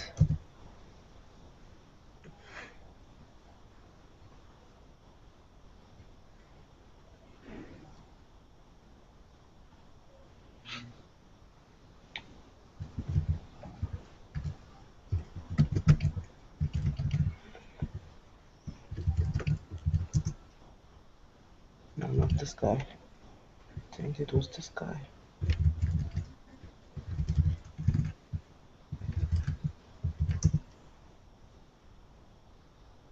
Yeah, there you go. See?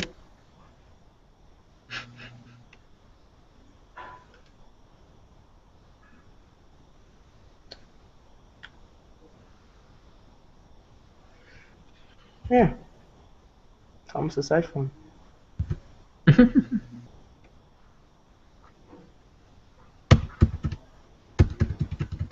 Same guy.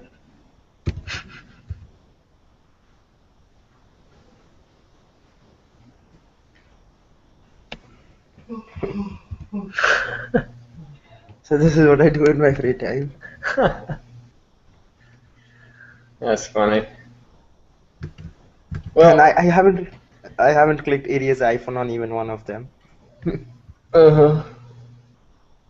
It's Yeah, just you sad. remind me though, I need to fucking get a real password for all my shit. My passwords are way too insecure. Oh, I mean, these passwords are really secure, but there's nothing they can do. It's Apple's fault. Oh, I think it's Except the for, internet. yeah, those are secure passwords. But it's also the ability to change them. Would you recommend one password or whatever Sam did?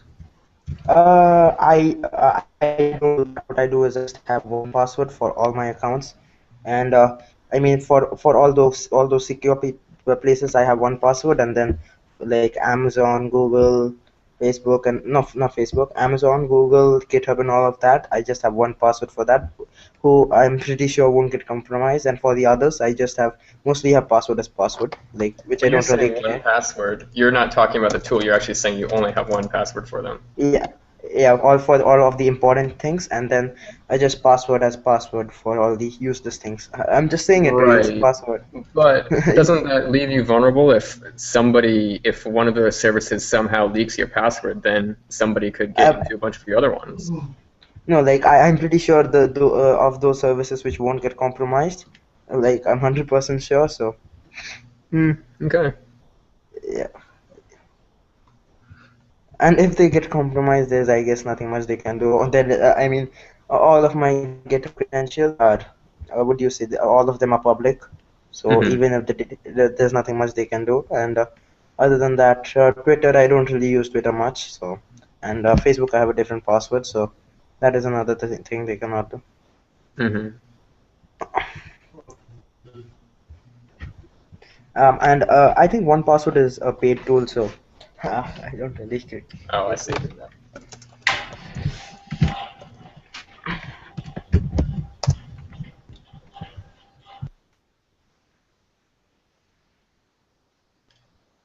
Did it say refused?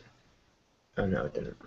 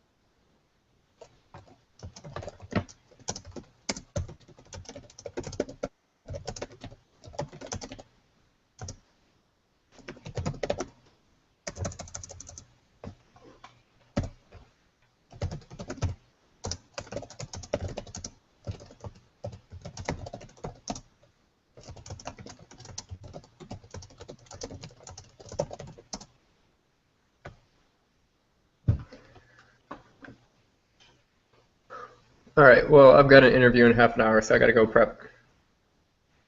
I will talk to you later. See you, bye for now.